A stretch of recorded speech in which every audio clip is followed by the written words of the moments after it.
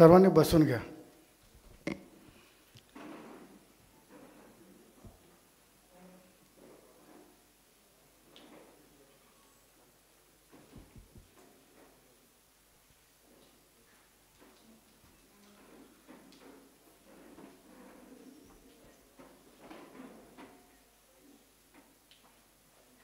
आपण कार्यक्रमाची सुरुवात करतोय. सर्वप्रथम या आजच्या कार्यक्रमासाठी आवर्जून उपस्थित असलेले नवी मुंबई भारतीय जनता पक्षाचे अध्यक्ष माजी आमदार संदीपजी नाईक यांचं मनपूर्वक स्वागत. सोबतच स्थायी समितीचे माजी सभापती सन्माननीय अनंतजी सुतार साहेब, आपलं देखील मनपूर्वक स्वागत. सन्माननीय माजी सभापती सन्मान्य प्रभाकरजी भोईर साहेब, आपण सुद्धा उपस्थित आहात, आपले देखील मनपूर्वक स्वागत. सन्माननीय नगरसेवक माजी नगरसेवक अमितजी मेडकर, आपलं सुद्धा मनपूर्वक स्वागत आहे कार्यक्रमस्थळी. नवी मुंबई पुनर्वसन सामाजिक संस्थेच्या वतीने 9 ऑगस्ट हा आजचा दिवस खरं तर संबंध देशभरामध्ये ऑगस्ट क्रांती दिवस म्हणून साजरा केला जातो. परंतु ज्यावेळेस नाना काँग्रेसमध्ये होते त्यावेळेस सवय झालेली की 9 ऑगस्टला वेगवेगळ्या प्रकारचे उपक्रम राबवायचे. पक्ष हा वेगळा विषय, परंतु नानांच्या आतमधली तळमळ जी आहे ती देण्याची आहे. कुठले तरी विषय हे तुमच्या माध्यमातून जनतेमध्ये जावेत. नानांची संकल्पना अशी आहे की आज 9 ऑगस्ट इंग्रजांचा चले जावचा विषय तो संपलेला आहे. आपण स्वातंत्र्य होऊन आज 75-76 वर्षामध्ये आहोत.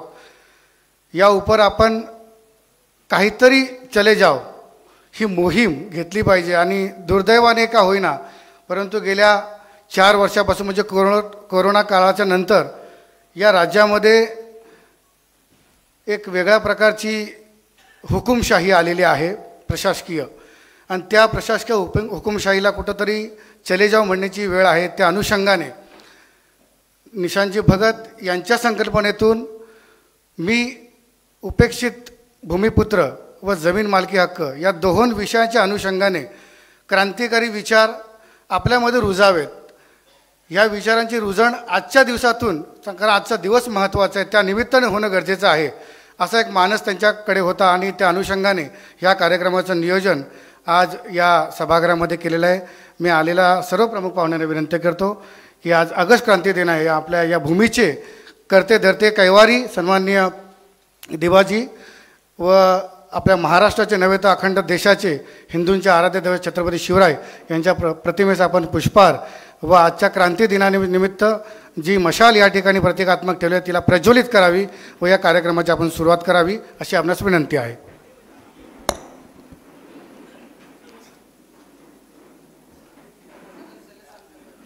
सर्वप्रथम छत्रपती शिवरायांना या ठिकाणी पुष्पार्पण केले जाईल. सर्व पाहुण्यांना विनंती आहे की आपण प्रतिमांच्या जवळ जावं.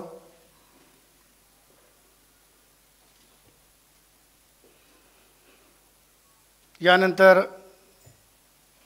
अखंड देशातील गोरगरीब वंचित कैवारी भूमिपुत्रांचे नेते देशाच्या दिवाजी यांच्या प्रतिमेस आपण पुष्पहार अर्पण करतोय. आदरणीय संदीपजी नाईक, आपणास विनंती राहील की आजच्या या क्रांती दिनाच्या निमित्त नवी मुंबईतून क्रांतीची सुरुवात करायची आहे असा एक विचार आपल्या माध्यमातून या मशालीतून प्रज्वलित करावा अशी आपणास विनंती आहे.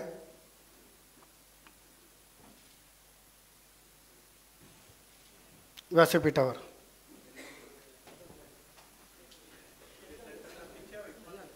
सर्व मान्यवरांनी विनंती आहे की आपण व्यासपीठावर यावं.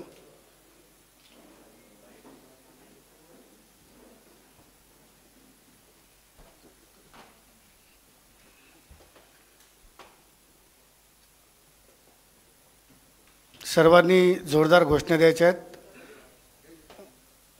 भारत माता की जय. भारत माता की जय. भारत माता की जय. वंदे वंदे.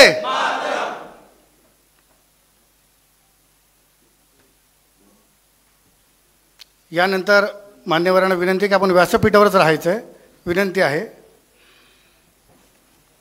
निशांत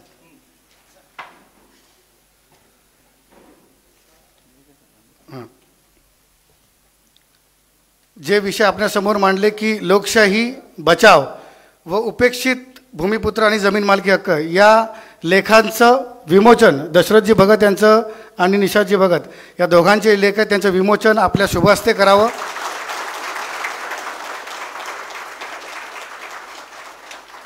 विमोचित झालेल्या प्रती या पत्रकारांपर्यंत आणि सन्मान्य पाहुण्यांपर्यंत या ठिकाणी पोहोचाव्यात.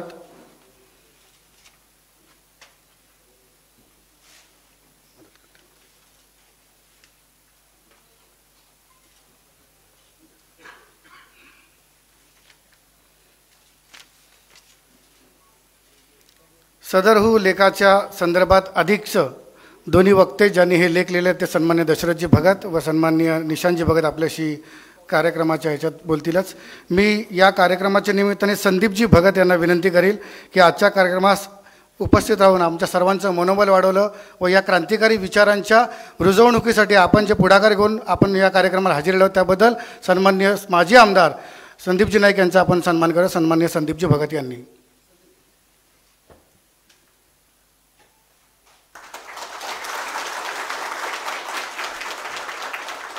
सोबतच मी निशांतजी भगत यांना विनंती करेल या कार्यक्रमासाठी आवर्जून उपस्थित असलेले ऐरोलीचे सन्माननीय माजी नगरसेवक माजी सभापती डॅशिंग लोकप्रतिनिधी म्हणून ज्यांची ओळख आहे असे सन्मान्य अनंतजी सुतार या ठिकाणी उपस्थित आहेत, त्यांना सन्मानित करा. सन्मान्य निशांतजी भगत आपल्या शुभ हस्ते.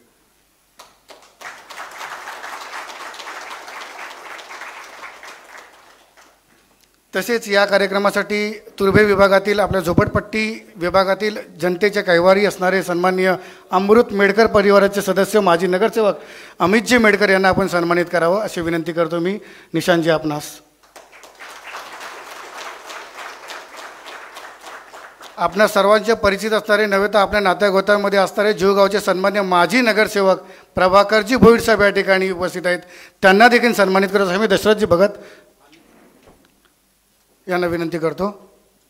सन्माननीय प्रभाकरजी भोईर साहेब. सांस्कृतिक व क्रीडा समितीचे माजी सभापती सन्मान्य प्रभाकरजी भोईर. सन्माननीय आमच्या या समितीचे पदाधिकारी व हितचिंतक शर्माजी या ठिकाणी उपस्थित आहेत. रामेश्वर दयाल शर्मा यांना भगत साहेब आपण सन्मानित करावं.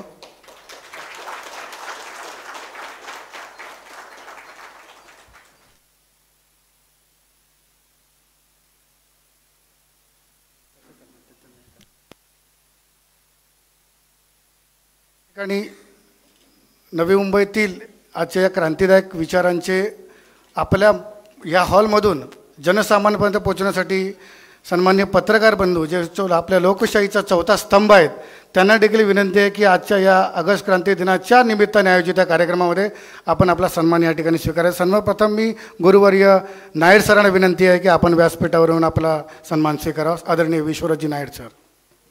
त्यांच्याच असते.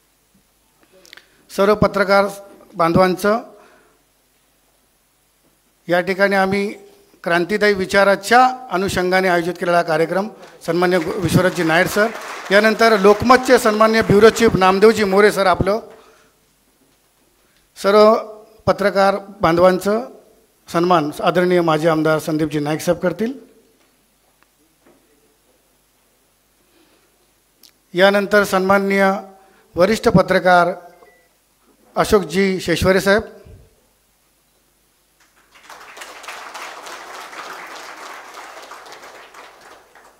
यानंतर न्यूजशाहीचे सन्मान्य संपादक अनिल कुमार उबाळेजी.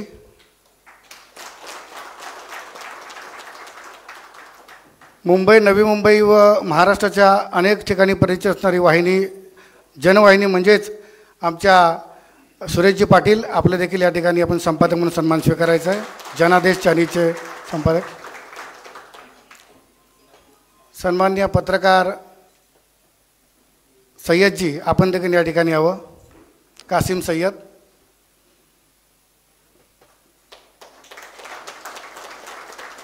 त्यानंतर सन्मान्य पत्रकार घोटेकर मॅडम आपणासुद्धा विनंती आहे की आपण देखील आपला सन्मान स्वीकारावं.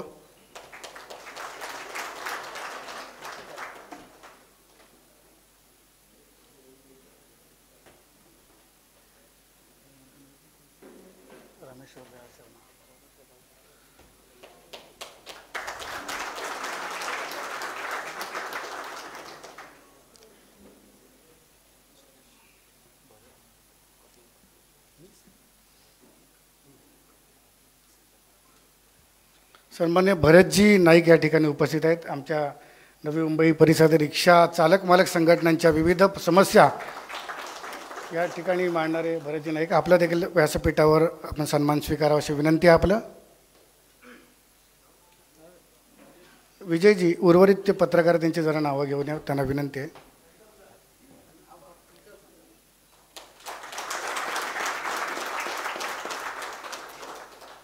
सन्माननीय कपिलजी पाटील, आपलं देखील या ठिकाणी सन्मान स्वीकारावा अशी विनंती आहे. यानंतर सन्माननीय सिद्धार्थजी ताजने,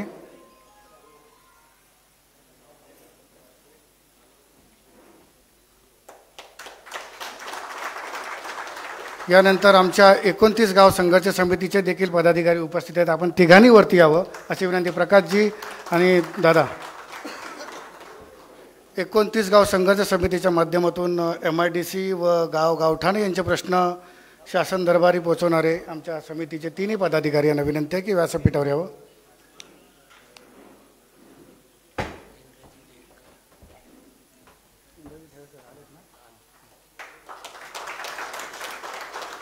सन्मान्य इंद्रजित हेळकर साहेब, आपणास विनंती आहे की आपण सुद्धा लवकर यावं. विजय जरा लवकर. इंद्रजित हेळकर.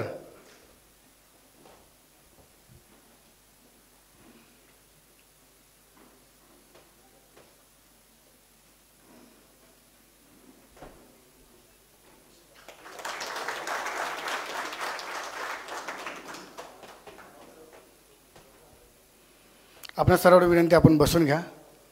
एक मिनटं फक्त.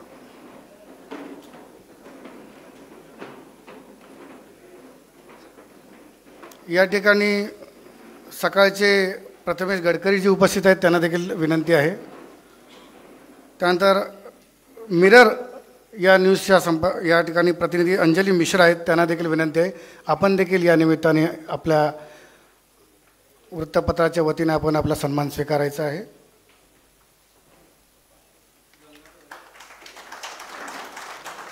सन्माननीय गंगासिंग राजपूत पत्रकार यांचं देखील या ठिकाणी मनपूर्वक स्वागत. गंगाजी, आपण थोडं फोनवर असल्यामुळे बाहेर गेल्यामुळे आपलं नाव त्या ठिकाणी राहिलं.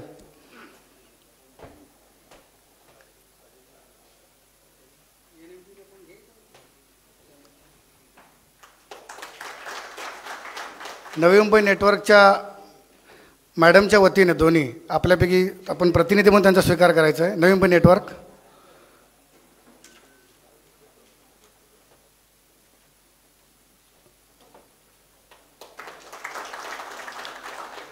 आणि आपला धावते नवनगरच्या वतीने विठ्ठलजी, तुम्ही फोटोचा कॅमेरा थोडा बाजूला ठेवून आपण सन्मान्य संपादकांच्या वतीने आपला सत्कार स्वीकारायचा आहे.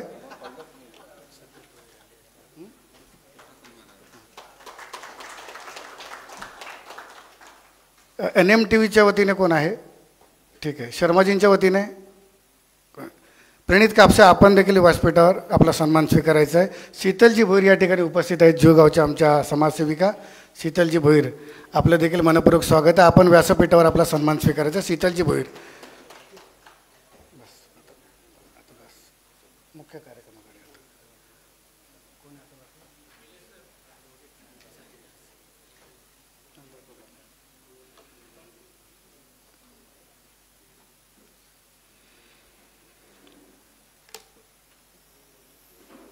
यानंतर आपण मुख्य कार्यक्रमाकडे वळणार आहोत.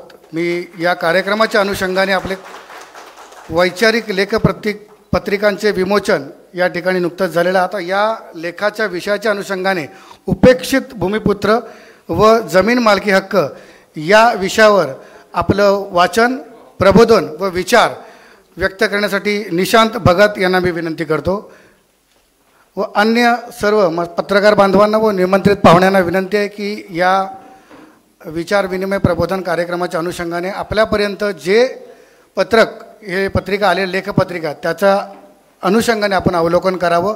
त्या अनुषंगानेच या ठिकाणी वक्ते बोलणार आहेत. कृपया आपणास विनंती आहे, आपण सर्वांनी मन लावून त्या ठिकाणी ऐकावं अशी विनंती आहे.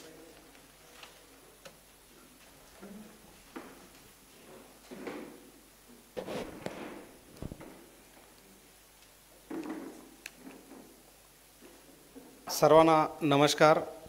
नवी मुंबई पुनर्वसन सामाजिक संस्थेच्या माध्यमातून आज खऱ्या अर्थानं 9 ऑगस्ट क्रांती दिन आणि क्रांती दिनानिमित्त आपण एकमेकांसोबत विचार विनिमय केला पाहिजे, विचारांची देवाणघेवाण झाली पाहिजे.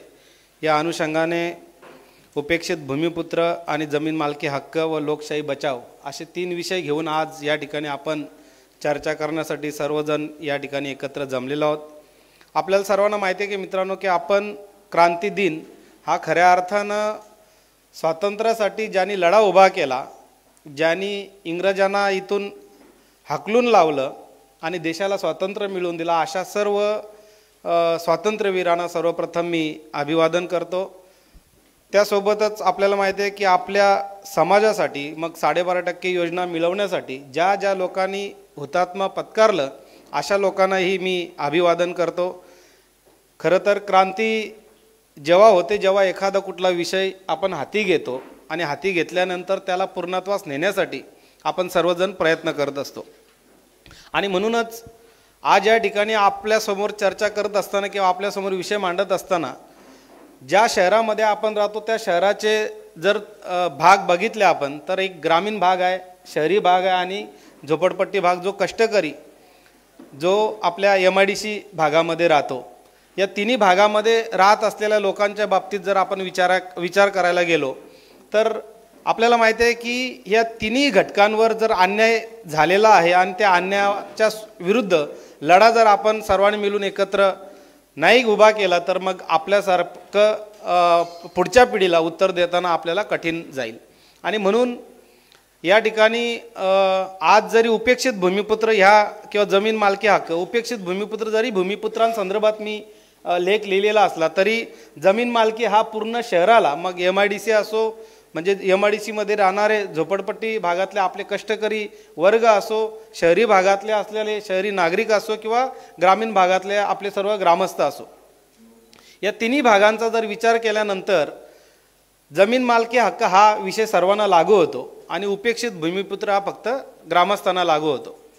पण या दोन्ही विषयांमध्ये मी माझा लेख तुमच्यासमोर मांडण्या अगोदर काही मनातल्या भावना आहेत ते तुमच्यासमोर व्यक्त करणं गरजेचं आहे. उपेक्षित भूमिपुत्र या लेखाबद्दल बोलण्या अगोदर किंवा त्याच्या अगोदरची पार्श्वभूमी, शहरातल्या नागरिकांबद्दल कुठल्याही प्रकारचा रोष किंवा त्यांच्या विरुद्ध कुठलीही भूमिका या ठिकाणी मांडायचं किंवा कुठलंही मत या ठिकाणी माझं व्यक्त करण्याची इच्छा नाही. त्यांना दुखवायचंही कुठलाही माझा प्रयत्न नाही. आज शहरामधली परिस्थिती आपल्याला माहिती आहे आणि ग्रामीण भागातली म्हणजे आपल्या गावागावांची परिस्थिती आपल्याला माहिती आहे. आज MIDC मधले जे कष्टकरी आपले झोपडपट्टी वर्ग किंवा आपले बांधव ज्या ठिकाणी राहतात तिथली परिस्थिती आपल्याला माहिती आहे. या तिन्ही भागाचं वर्णन ज्या वेळेस आपण करतो त्यावेळेस आपल्याला समजतं की आपल्यावर अन्याय किती मोठ्या प्रमाणात सिडकोच्या माध्यमातून आणि MIDCच्या माध्यमातून होताना आपल्याला या ठिकाणी दिसतोय. आपल्याला माहिती आहे की आपण आजपर्यंत ज्या ज्या वेळेस आपण एकत्र आलो त्या वेळेस फक्त आणि फक्त आमची घरं सुरक्षित करा ह्या गोष्टीसाठी आपण सर्व एकत्र आलो. आमच्या घरांना संरक्षण द्या. पण आपण आपल्या त्या जमिनीच्या मालकी हक्कासाठी आपण कधीच एकत्र आलो नाही. मी सर्वप्रथम या ठिकाणी आदरणीय गणेशजी नाईक साहेब यांचे मनापासून आभार व्यक्त करतो की कारण कालच मुख्यमंत्री साहेबांच्या समवेत जी बैठक झाली त्यामध्ये हा विषय नाईक साहेबांनी घेतला आणि त्या विषयाला म्हणजे जमीन मालकी हक्क मिळावा याकरिता आदरणीय गणेशजी नाईक साहेब यांनी पहिल्यांदा पुढाकार घेऊन, म्हणजे नेहमीच नाईक साहेब पुढाकार घेतच असत नवी मुंबई शहरातल्या प्रत्येक विषयाबद्दल, परंतु मुख्यमंत्र्यांसमोर जो विषय मांडलेला आहे जमीन मालकी हक्क आणि त्या जमीन मालकी हक्कासंदर्भात मुख्यमंत्र्यांनीही अतिशय पॉझिटिव्ह त्याला उत्तर दिलेलं आहे. मला खात्री आहे की तो अंमलबजावणी त्याची करतील आणि नवी मुंबईतल्या सर्व जनतेला जमीन मालकी हक्क मिळेल. या कार्यक्रमासाठी मी संदीपजी गणेश नाईक साहेब यांचे विशेष आभार मानतो कारण त्यांच्या बिझी शेड्यूलमधून त्यांनी वेळ दिला आणि त्यांनी या कार्यक्रमाला आपली उपस्थिती लावली, त्याबद्दल मी त्यांचे मनापासून आभार मानतो. आनंद सुतार साहेब यांना तर मी काल कार्यक्रमातच सांगितलेलं होतं परवाच्या दिवशी आणि त्यांनी लगेचच होकार दिला, तेही आले. प्रभाकर भोईर साहेब, अमित मेडकर साहेब, हे सर्वच नाईक साहेबांवर प्रेम करणारी मंडळी नवी मुंबई शहरावर प्रेम करणारी सर्वच मंडळी, ह्या विषयासंदर्भात आपणही त्या ठिकाणी गेलं पाहिजे, या भूमिकेतनं आज आपण सर्वजण या ठिकाणी उपस्थित आहात. मित्रांनो, आपल्याला माहिती आहे की आपण ज्या वेळेस शहरामध्ये फिरत असताना चौकामध्ये मोठमोठे बॅनर लागलेले आहेत आणि ते रिडेव्हलपमेंटच्या संदर्भात 5 BHK पासून 6 BHK आणि त्याच्यामध्ये पण त्यांनी ते 2 करोडपासून 6 करोड किंवा 8 करोडचे फ्लॅट्स विकण्याचा किंवा ते विकत घेण्यासाठीच्या जे जाहिराती आपण चौकामध्ये बघतो की नाही बघतो. शहरामध्ये पुनर्विकास होत आहे, त्याबद्दल आपलं कुठलंही दुमत नाही, झालं पाहिजे, काही हरकत नाही. परंतु त्या जमिनीवर उभं होत असणारा गृहप्रकल्प हा सिडकोनी ज्या वेळेस ते लीजवर दिलं, परंतु जमीन मालकी आपल्याला त्यामध्ये दिलेली नाही. मग शहरातल्या लोकांना भले त्यामध्ये वाढीव चटई क्षेत्र भेटत पण असेल, परंतु त्यांचं घर हे त्यांनी विकत घेताना जमिनीसहित विकत घेतलेलं होतं. परंतु सिडकोने एक चांगला लपंडाव बोला किंवा चलाकीनुसार त्यांनी लीजवर दिलेलं घर आज पण त्या जमिनीवरचा हक्क सिडको सांगत आहे. अशा परिस्थितीमध्ये ज्या वेळेस आपण गावाकडे येतो, गावाकडे आल्यानंतर आपल्याला समजतं की ज्या गावामध्ये राहतो त्या गावामध्ये माझा कौटुंबिक घर म्हणजे मूळ गावातलं कौटुंबिक घर बांधलेलं गरजेपोटी घर हेही माझा अनधिकृत त्या ठिकाणी सिडको महापालिका यांच्याकडे नोंद आहे. अशा परिस्थितीमध्ये आपण ज्या गावामध्ये राहतो त्या गावातली जमीन अधिकृत नाही, त्या गावातलं घर माझा अधिकृत नाही, त्या गावातली शाळा माझ्या अधिकृत नाही, त्या गावातलं मंदिर माझा अधिकृत नाही, गावात बांधलेले महानगरपालिकेने किंवा जिल्हा परिषदेने त्या वेळेला बांधलेले शौचालयही माझ्या अधिकृत नाही. मग आपण गावामध्ये ज्या ठिकाणी राहतो तो कुठलाच जर आपला एरिया हा अधिकृत नसेल तर मग आपण क्रांती दिनानिमित्त गप्प बसणं योग्य आहे का? आवाज उठवला पाहिजे की नको? जर MIDC क्षेत्रामध्ये आपण बघत असाल, MIDC क्षेत्रामध्ये ज्या जमिनी ज्या कारणासाठी घेतलेल्या होत्या त्या ठिकाणी आज हेक्टरच्या आणि एकरच्या जमिनी आपल्याकडनं घेतल्या. त्याचा मोबदला आपल्याला काय भेटला? 100 मीटरचा भूखंड. त्याच्या व्यतिरिक्त आपल्याला काय भेटलं का? त्याच्यामध्ये नोकरी आपल्याला भेटली असेल कदाचित, पण तीही आज आपल्याकडं नाही आहे. पण जर त्या ठिकाणी आज रहिवासी इमारती होत असतील, कमर्शियल बिल्डिंग तिथं उभ्या होत असतील, तर तिथं आपला हक्क आपण सांगितला पाहिजे की नको? आणि ह्या सगळ्या गोष्टींचा विचार करता जर सिडको इमारतीची परवानगी देत असताना तिथं प्रति चौरस मीटरला महसूल जमा करत असेल, MIDC चेंज ऑफ व्ह्यूच्या नावाने जर त्या ठिकाणी महसूल जमा करत असेल आणि त्यासोबतच महापालिका पण चौरस मीटरच्या पाठीमागे महसूल जमा करत असेल, मग त्या ठिकाणी नवी मुंबईमध्ये राहणाऱ्या प्रकल्पग्रस्ताला त्या ठिकाणी तिथं त्याचा अधिकार मिळाला पाहिजे की नको?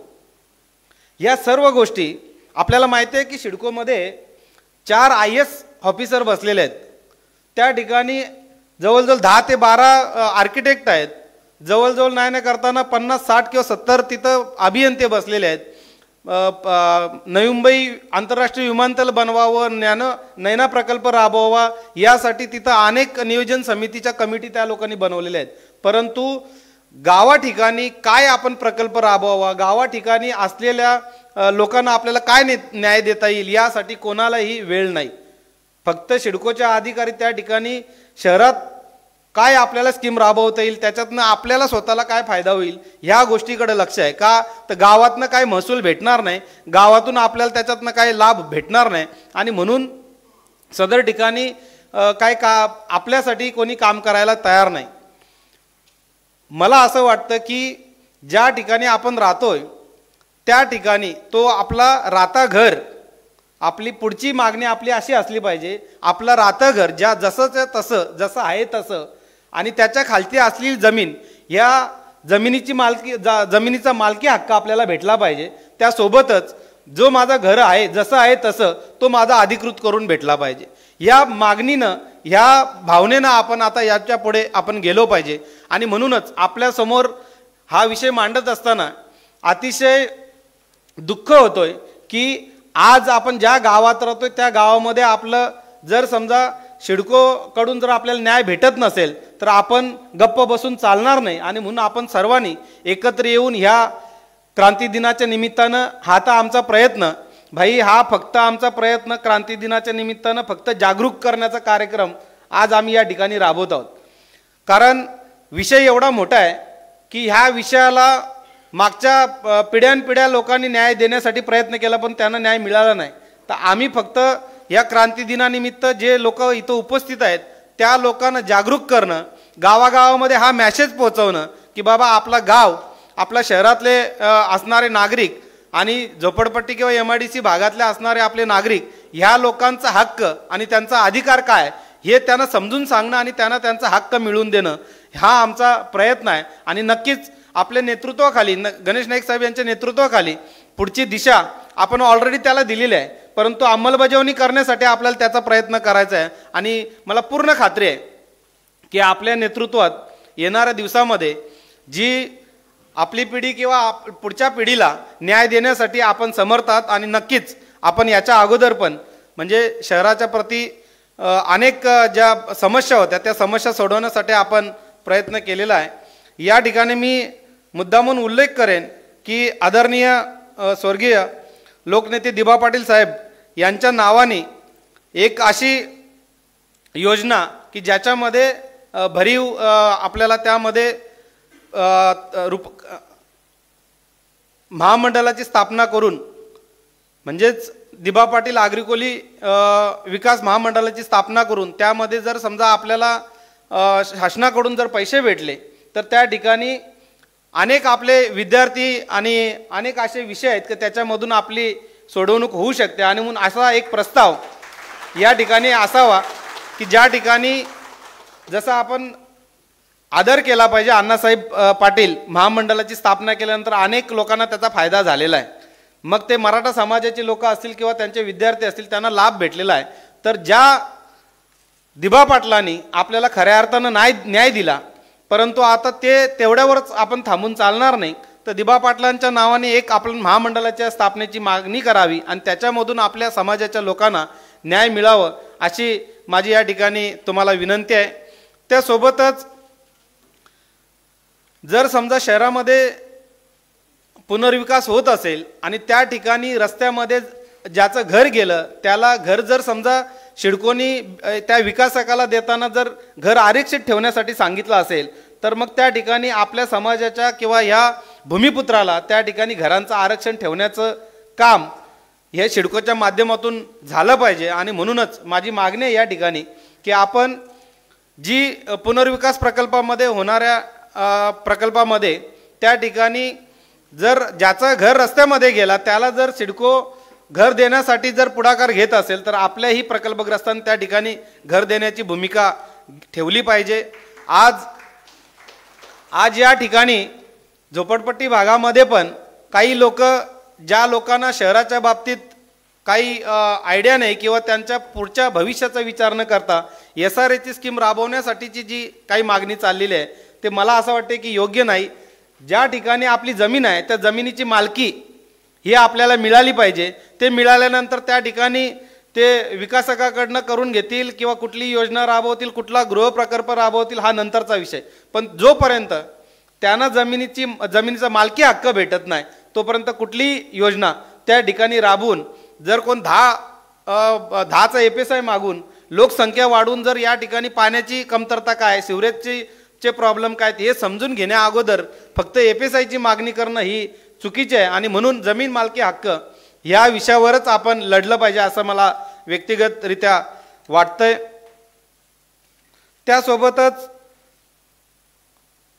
एक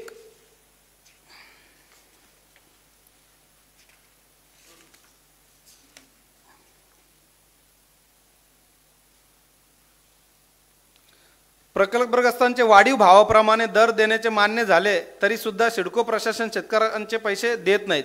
म्हणजेच जे 12.5% योजनेअंतर्गत आपल्या जमिनी ज्या घेतलेल्या आहेत त्याच्यामध्ये वाढीव दर देण्याचं मान्य झालेलं आहे, परंतु आपल्याला ते आज पण त्याच्याबद्दल कोणी बोलत नाही किंवा ते मागणी होत नाही.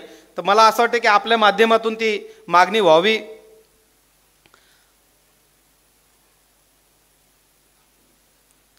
बरेच विषय आहेत. MIDCमध्ये भाई जर सिडको 12.5% योजनेअंतर्गत जर समजा शहरामध्ये आपल्याला भूखंड देऊ शकते, MIDCमध्ये आपण फक्त 100 मीटरचा भूखंड घेऊन कसं चालेल? एकरमध्ये जमिनी गेलेल्या आहेत, तर त्या ठिकाणी जर समजा गृहप्रकल्प किंवा त्या ठिकाणी जर कमर्शियल बिल्डिंग उभ्या होत असतील आणि तिथे इंडस्ट्री जर हटत असेल तर हे काही योग्य नाही. त्या ठिकाणी इंडस्ट्री राहिली पाहिजे.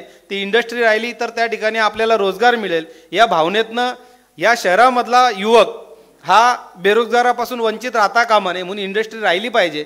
आणि जर समजा त्या ठिकाणी इमारती उभ्या होत असतील, त्या ठिकाणी जर समजा रेसिडेन्शियल आणि कमर्शियल बिल्डिंग होत असतील तर त्या ठिकाणी आपलाही हक्क आपण त्या ठिकाणी सांगितला पाहिजे, तिथं आपण मागणी केली पाहिजे. महानगरपालिकेमध्येही जे आपले ठेकेदार आहेत, ग्रामस्थ ठेकेदार आहेत, त्यांनाही त्यांचा हक्क अधिकार त्यांना मिळायला पाहिजे.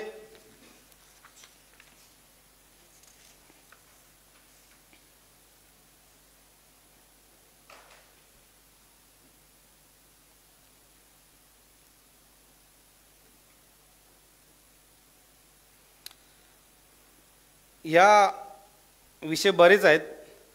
उपेक्षित भूमिपुत्र लिहिताना अत्यंत म्हणजे दुःखद भावनेने काही शब्द त्यामध्ये टाकलेले आहेत.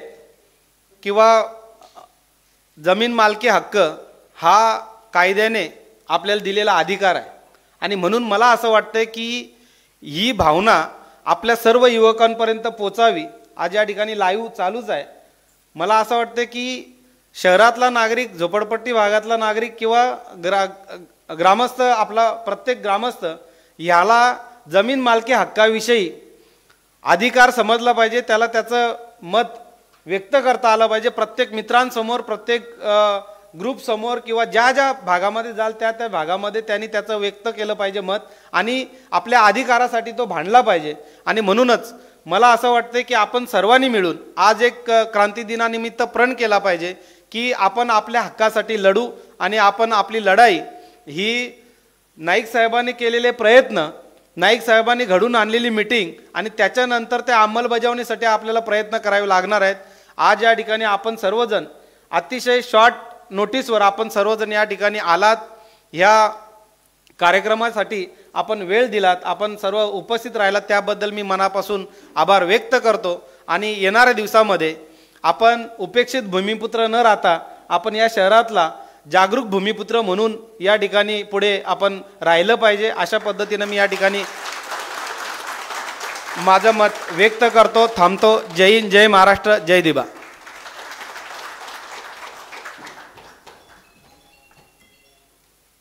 एकंदरीत काय तर निशांत भगतांनी भूमिपुत्र हा कसा उपेक्षित राहिला आहे व येणाऱ्या आगामी काळामध्ये जर ह्या संदर्भात जागृत होऊन आपण जर कुठल्याही प्रकारची पावलं ही उचलली गेली नाहीत, केवळ राजकीय नेतृत्वाने शहराच्या आपल्याप्रती जागरूक राहावं व आपण घरामध्ये, पेपरमध्ये किंवा सोशल मीडियावर ते बघावं आणि सहभाग शून्य असावा, असं कुठंतरी आपल्यामध्ये विचार हे रोवले जाऊ नयेत. या अनुषंगाने क्रांतिमय विचार निशांतजी भगत यांनी आपल्यासमोर सांगितले. त्याच्यामध्ये त्यांनी सर्वात मोठे सारांश रूपाने सांगितलं की सिडकोनी या शहरामध्ये विकास करताना ग्रामस्थांच्या जमिनी घेतल्या, MIDC विकसित करण्यासाठी, रोजगार आणण्यासाठी जमिनी घेतल्या, पण त्या ठिकाणी जी डेव्हलपमेंट होते ते होऊ द्या, विरोध नाही. सिडकोच्या बिल्डिंगी रिडेव्हलपमेंट, आता दुसऱ्या फेजमध्ये पुनर्विकासात बिल्डिंग होते. आपली नवी मुंबई आता याच्यापुढे लोअर परेल, करी रोड, चिंचपोकळीसारखी दिसणार आहे, दिसू दे. परंतु इथल्या ज्या ग्रामस्थांच्या जमिनी गेल्यात त्यांचं काय?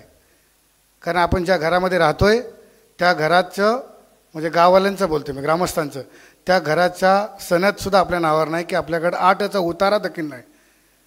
इकडे सिडकोतल्या बिल्डिंगमध्ये जर बोलायचं गेलं तर सिडकोच्या बिल्डिंगमधल्या लोकांना लीज पुत्र म्हणतात नानांच्या भाषेमध्ये. एक रूम घेतला, दुसऱ्याला विकला, सिडकोला फीस भरा. आणि या ठिकाणी होणाऱ्या पुनर्विकासाच्या संदर्भात पण पुनर्विकसित जी बिल्डिंग असणार आहे ती सुद्धा सिडकोची असणार आहे जागा.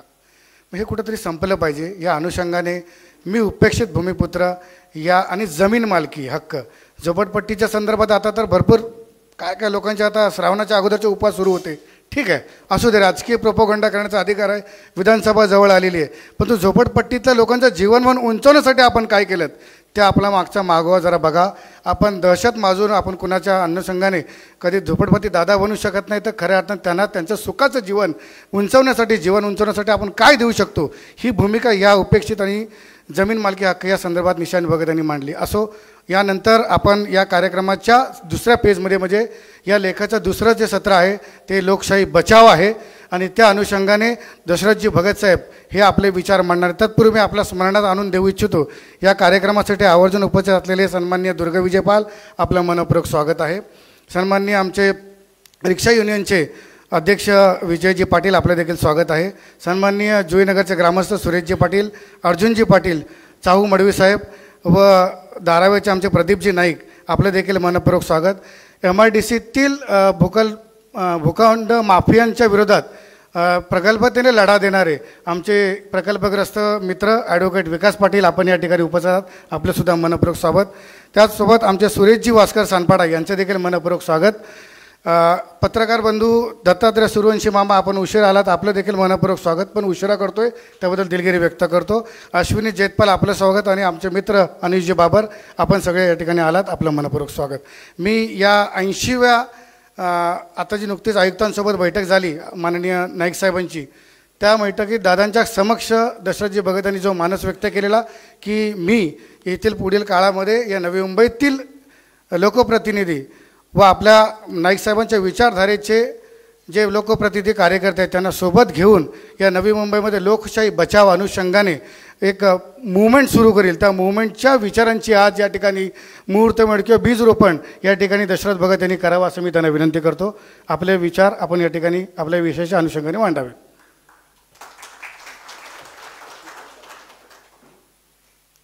निशांतजी भगत यांच्या जो उपेक्षित भूमिपुत्र या लेखाच्या संदर्भात जे प्रबोधन त्यांनी केलं त्याबद्दल कुणाला काही बोलायचं आहे का?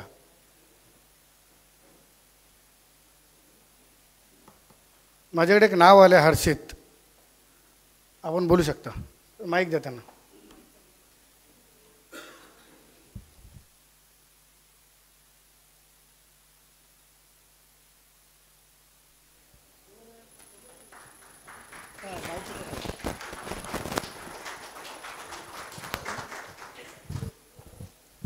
सर्वांना माझा नमस्कार. मी इकडे भाषण नाही करायला आलो, मी इकडे बोलतो का माझे प्रॉब्लेम काय आहेत. माझं नाव हर्षित आहे, मी फादर एग्नल ITI मधला एक विद्यार्थी आहे. तर निशांत भाऊची स्पीच बघून मी खूप मोटिवेट झालो का मला पण बोलायला पाहिजे. जी येणारी पिढी आहे आणि आताची पिढी आहे स्थानिक भूमिपुत्रांची, तर मला याच्याबद्दल काय बोलायचं आहे. तर माझं बोलणं असं आहे का जी येणारी पिढी आणि ही पिढी आहे त्यांचा फ्युचर खूप डार्क आहे. डार्क काय आहे तर तुम्हाला चांगले मार्क्स पाहिजेत, म्हणजे तुम्हाला कॉलेजमध्ये जायचं आहे, स्कूलमध्ये जायचं, तुम्हाला काय पाहिजे, मार्क्स पाहिजे. तर तुम्हाला मार्क्स म्हणजे आमच्या भूमिपुत्रांचे मार्क्स आहेत, आम्ही जाऊ शकतो ते कॉलेजमध्ये, तरी आम्हाला घेत नाही. ती जागा आमच्या बाबांची आमच्या वडिलांची आहे, तरी आम्हाला स्कूलच्या गेटमध्ये आतमध्ये जाऊन देत नाही. मग नंतर आम्ही अगर काम शोधायला गेलो तर काम आम्हाला देत नाही. आम्ही स्किलफुल आहेत ते कामाचे, तरी पण आम्हाला काम देत नाही. तर माझी सरकार गव्हर्नमेंटपासून ही रिक्वेस्ट आहे का आम्ही भूमिपुत्रांसाठी, देशाच्या भूमिपुत्रांसाठी एक रिझर्वेशन पाहिजे कामासाठी, एज्युकेशनसाठी. आणि तुम्ही कामावर तरी आम्हाला ठेवला तर तुम्ही स्टायफन चालू करा, आम्हाला स्टायफन द्या, त्याच्यानंतर पूर्ण आम्हाला कामावर ठेवा. मग नंतर अगर आम्हाला कामालावर तुम्हाला अगर शिक्षण नाही द्यायचं असेल, काम नसेल द्यायचं असेल, तर आम्ही परत जाऊ मच्छी पकडायला. पण मच्छी पकडणार कुठे, कारण मच्छी आहेच नाही ना. तुम्ही काय केलं, तुम्ही पूर्ण ते सिवेजचा पाणी खाडीत टाकले, केमिकलचा पाणी खाडीत टाकले, सिवेजचा पाणी खाडीत टाकले, तर मच्छी येईल कुठून. तुम्ही वरतून ते फिलिंग करून करून पाणीचा डेप्थ संपले आणि फ्लो पण नाही, तर मच्छी येणार कुठून. अजून नंतर 1970मध्ये जेव्हा सरकार आलेली, सिडको आलेली, तर तुम्ही 12.5% फसवलं आम्हाला. आमची ती जमीन आहे ती तुम्ही हिचकून घेतली आमच्याकडून, 1 स्क्वेअर मीटर 50 पैशामध्ये. दिबा पाटलांचं आंदोलन झाला 1970मध्येच, त्यात 3 लोक शहीद झाले. त्याच्यानंतर 12.5 आणला. 12.5मधून पण तुम्ही आम्हाला पूर्ण 12.5 दिले नाही, त्यातपासून पण आम्ही 3% तुम्ही काढून घेतले आमचे. मग नंतर मग नंतर त्याच्यानंतर पनवेल उरणमध्ये स्टायफन चालू आहेत प्रोजेक्ट अफेक्टेड पर्सनसाठी. नवी मुंबईमध्ये का संपले? कारण नवी मुंबईची गरजच संपली ना तुमची. म्हणून प्रोजेक्ट अफेक्टेड पर्सन मुलांसाठी 11, 12, 10th स्टायपन चालू केला. अजून सरांशी रिक्वेस्ट आहे माझी का त्यांनी लीड घ्यायला पाहिजे आमच्या प्रोजेक्टसाठी लीड घ्यायला पाहिजे तर मी नवी मुंबईच्या प्रत्येक कॉलेजात जाऊन अवेअरनेस करेन स्टायपनची. मग नंतर आमची आयडेंटिटी, तुम्ही आयडेंटिटी घेतली आमची. मुंबईमध्ये तर तुम्ही आमची आयडेंटिटी काय ठेवली नाही अजून. तर आम्हाला ती आयडेंटिटी पाहिजे परत. तर आम्हाला आयडेंटिटीमध्ये काय, आम्हाला जॉब पाहिजे, बिझनेस पाहिजे आणि त्याच्या आतमध्ये पण आम्हाला एक रिझर्वेशन पाहिजे. दिबा पाटीलचं नाव एअरपोर्टला भेटला त्याच्यामुळे थोडी आयडेंटिटी तर भेटली आम्हाला. पण दिबा पाटील कोण होते? इकडले स्थानिक भूमिपुत्र होते, त्याच्यामुळे ते आम्हाला आयडेंटिटी भेटली. तर नंतर NMMC आणि सिडकोचे जे प्लॉट अलॉटमेंटवाले घर आहेत त्यात पण आम्हाला रिझर्वेशन पाहिजे. कारण जमीन कोणाची आहे? आमची आहे, आमच्या वडिलांची आहे, आमच्या बाबांची आहे. तर आम्हाला भेटलाच पाहिजे. अजून मग नंतर माझ्या वडिलांना स्टायफन होता, त्यांना खेळायला जागा होती, त्यांना पोहायला नॅचरल वॉटर बॉडीज होते, मच्छी होती त्यांच्या टायमाला चांगली क्वालिटीची. तर आमच्या टायमाला का नाही? तर अजून एक फंडामेंटल लॉ आहे protection of life and liberty article 21, त्याचे तहत आम्हाला आरक्षण भेटू शकतो जॉबमध्ये, स्कूलमध्ये. कारण प्रोटेक्शन ऑफ लाईफ आम्हाला आमचा जिंदगी जगायची अजून.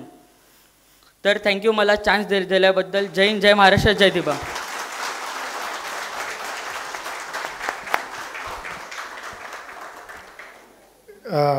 हर्षित भगत यांनी आपल्या निशांजी भगत यांच्या जो लेख होतं त्याच्या प्रबोधनाच्या अनुषंगाने काही प्रश्न व आपल्या मनातील व्यथा या ठिकाणी मांडल्या. अतिशय उत्कृष्ट, मला वाटतं पहिल्यांदाच त्या या ठिकाणी बोललेले आहेत. तर या ठिकाणी या कार्यक्रमास घनसोलीचे सन्माननीय लोकप्रतिनिधी माजी नगरसेवक घनश्यामजी मडवी या ठिकाणी उपस्थित आहेत. त्यांचंही मनपूर्वक स्वागत. आदरणीय दशरथजी भगत साहेब, आपणास विनंती करतो की आपण आपल्या लोकशाही बचाव या लेखाविषयी प्रबोधन करावं. नमस्कार. देशाचे, जगाचे युगपुरुष छत्रपती शिवाजी महाराज, शेतकऱ्यांचे कैवारे दिबा पाटील साहेब यांना नमन. आज 9 ऑगस्ट क्रांती दिन. अंग्रेज चले जाओ, हुकुमशाही चले जाओ असा नारा महात्मा गांधीजीने 1945 साली दिला. आणि गेल्या अनेक वर्षापासून आम्ही हा एक चले जाओ हा कार्यक्रम या 9 ऑगस्ट क्रांती दिना करत असतो. आणि मधल्या कालामध्ये कोविडमुळे फरक पडला, परंतु ह्या जो ऑगस्ट क्रांती दिनामध्ये जे सर्व जे काही आपले हुतात्मे आणि शहीद झालेले सर्व स्वातंत्र्यवीर यांना नमन करतो. आज ह्या ठिकाणी हा जो कार्यक्रम आहे ह्यामध्ये जो विषय जो घेतलेला आहे, कारण हा जो ऑगस्ट क्रांती दिन हुकुमशाही चले जाओ, आता हुकुमशाही गेले, अंग्रेज गेले, परंतु हा जो निमित्ताने काहीतरी आपण उपक्रम घेतले पाहिजे, कार्यक्रम घेतले पाहिजे, काय विचार घेतले पाहिजे. त्या प्रसंगी उपस्थित सन्माननीय संदीपजी नाईक साहेब या ठिकाणी उपस्थित आहेत. त्याचप्रमाणे सर्व ज्यांचा सन्मान केलेला आहे असे सर्व सन्मानित नेतृत्व, सर्व पत्रकार बंधू आणि उपस्थित माझे सर्व बंधू भगिनी मित्र हो, सर्व जमीन मालकी उपेक्षित या सर्वावर या ठिकाणी निशांत भगत यांनी सांगितले. आणि या ठिकाणी हर्षितने या ठिकाणी त्याच्या काही व्याथा कथा त्याला तुम्ही टेस्ट करा, नक्की त्याच्या मनात ते आहे का भाषण पाठ करून आले, टेस्ट करावं. कारण शेवटी कसं आहे की आम्ही रोजच बोलतो, आम्हाला ऐकणारं कोण आहे हो, रोजचाच आहे ना. परंतु एखादा तरुण पोरगा येऊन त्या ठिकाणी येऊन बोलते तर उभा राहते तर उभा तर या अरे बोला तर. मग तो शहरातला असेल, ग्रामीण भागातला असेल, झोरपट्टीतला असेल, विविध वर्गातल्या स्तरात, त्या तरुण म्हणजे कोण, तरुण नाही तर विद्यार्थी. मग तो 7वीपासून म्हणतो आम्ही, त्याच्या मनामध्ये या शहराविषयी, हा शहरातील जे 3 स्तर आहेत, मग तो भूमिपुत्र असेल, शहरी पुत्र असेल, मग या ठिकाणी कष्टकरी पुत्र असेल, असे विविध घटकातले जे पुत्र आहेत त्यांच्यासाठी झटणारे त्यांनीच यायला पाहिजे ना हो, त्यांनीच यायला पाहिजे. असं त्या ठिकाणी त्याला टेस्ट करा, नक्की तुझ्या मनामध्ये ते रुजले का फक्त कोणतरी सांगितलं म्हणून येऊन या ठिकाणी उभा राहिले, असं नाही व्हायला पाहिजे. तुला दिसतोय का अन्याय, तुला अन्याय दिसतोय का, त्या अन्यायाची चीड येतोय का, त्या चिडीतून विचार प्रवाहित होतात का. कारण आज पत्रकार बंधू देखील आपल्याला आम्ही सांगतो की ही तरुण पोरं आली पाहिजे हो. तर असा ह्या ठिकाणी विषय घेत असताना मी या विषयाच्या निमित्तानं माझ्याकडे जो काही विषय दिलेला आहे तो विषय मी अनेक दिवसापासून या ठिकाणी बोलत असताना एकदा हा जो भारतीय संविधान कलम 243 सुतार साहेब हा फार या ठिकाणी 243 जो आहे 74वी घटना दुरुस्तीनुसार स्थानिक स्वराज्य संस्थांना स्वराज्य स्वशासन करण्याचा अधिकार दिलेला आहे. आणि असे 3 प्रकारचे स्वराज्य आहेत, शासन आहेत, स्वशासन आहेत. केंद्र सरकार निवडणुका घेतल्याच पाहिजे, राज्य सरकार त्यात एक शासन आहे, आणि मग स्थानिक स्वराज्य संस्था, ग्रामपंचायत, पंचायत समिती, झटपी, नगरपालिका, नगरपरिषद, महानगरपालिका, अशा या स्थानिक स्वराज्य संस्था, ज्याला local self government, local self government.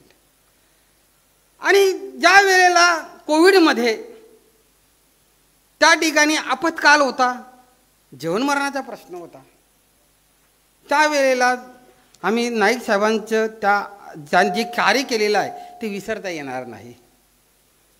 Sandeepji Naik, आपण सगळे नगरसेवक, आणि विशेषतः नाईक साहेबांनी त्या कोविड काळामध्ये जो भरीव कार्य केलं, रस्त्यावर येऊन लोकांना हिंमत दिली. हिंमत हा महत्त्वाचा आहे. ज्यावेळेला शहराचा पालक म्हणून, शहराचा कुटुंब प्रमुख म्हणून त्या ठिकाणी रस्त्यावर येतात, आणि त्या ठिकाणी लोकांना हिंमत देणं पहिले महत्त्वाचे असते. आज सामाजिक संस्थेच्या माध्यमातून बोलायचं, मी कोणावर टीका करणार नाही, परंतु त्यावेळेला कोणी दिसत नव्हते. परंतु नाईक साहेबांनी त्यावेळेला रस्त्यावर उतरून, कारण पहिले लोक भितरले होते हो, घाबरले होते लोक, कारण चारी बाजूला मृत्यूचं थैमान. आणि अशा वेळेला कोणाकडे जायचं, कोण हात देईल, कोण साथ देईल, कोण मदत देईल, कोण सहकार्य करेल, फार मोठे प्रश्न निर्माण झाले होते हो. अशा वेळेला कुटुंब प्रमुख त्या ठिकाणी येऊन सांगतो मी आहे ना. आणि मग त्या ठिकाणी कोविड सेंटर असतील त्यांना भेटी देणं, त्या ठिकाणी आपल्या समोर कार्य येते. आणि म्हणून मी त्या ठिकाणी नाईक साहेबांना खरंच, म्हणजे काय असतो की संघर्षातला नेतृत्व आहे हो. आम्ही त्या संघर्षातून आलो, आमची भाषा समजते हो. संघर्ष, जो संघर्षातून आले असं नाही भेटलं हो. गेला अनेक वर्ष, आता त्यांची ह्या सप्टेंबरमध्ये त्यांचं अमृत वर्षामध्ये पदार्पण आहे, अमृत वर्षामध्ये पदार्पण आहे. आणि कार्याचे जनक सर्व कार्याचं 50 वर्ष आहे. म्हणजे एकाच वेळी सुवर्ण महोत्सव आणि अमृत महोत्सव याची तयारी चालू आहे भाई. दादांना भेटलो आम्ही, सांगितले दादांना आम्ही काही अमृत वर्षात पदार्पण होणं, जन्मदिनाचं अमृत वर्षात पदार्पण होणं, आणि 50 वर्ष या राजकारणामध्ये आणि समाजसेवेमध्ये नव्या मुंबईमध्ये कोणी नाही. म्हणतो जल्लोषात व्हावं. या कोविड काळामध्ये केलेलं कार्य, आणि ह्या कोविड काळामध्येच नवी मुंबई महानगरपालिकेची निवडणुकीला ब्रेक लागला, पहिला ब्रेक लागला. म्हणजे आणि तो ब्रेक आज सुद्धा ब्रेक तो पायडर फुटत नाही, आज सुद्धा बंद आहे. ग्रामपंचायत निवडणुका झाल्या, काही पंचायत समिती झाल्या, परंतु महानगरपालिका तशाच ठेवल्या. आणि मी याच्यामध्ये काय सगळं वाचू आपल्या समोर मी लिहिलेलं आहे. त्याचे 16 मुद्दे आहेत. मी काही इथे वाचणार नाही, पण मोठे मोठे त्याचं बुलेट पॉईंट फक्त मी सांगणार आहे. आणि मग यातली गंमत सांगतो. या ठिकाणी बसलेले आमचे नगरसेवक आहेत आणि इच्छुक उमेदवार सुद्धा बरेच या ठिकाणी असतील, पत्रकार बंधू सुद्धा आहेत. गंमत असते एक, म्हणजे गमतीचा भाग असा आहे की भाई आपण समजून घ्यावं, आपण आमदार होणार आहात बेलापूर मतदारसंघाचे.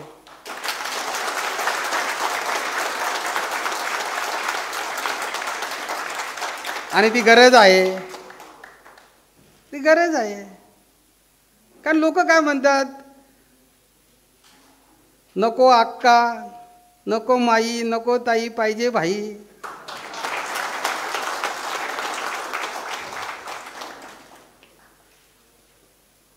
घंटे बनवून सुतार साहेब काय याच्यामध्ये जे आहे ते आहे शेर. अहो नुसतं या प्रशासक कालामध्ये एवढी दैनावडे भाई आहेत, दादा आहेत म्हणून कुठे टिकून आहोत नाही, सगळे संपलं होतं. काय बाकी ठेवले शिडकोने.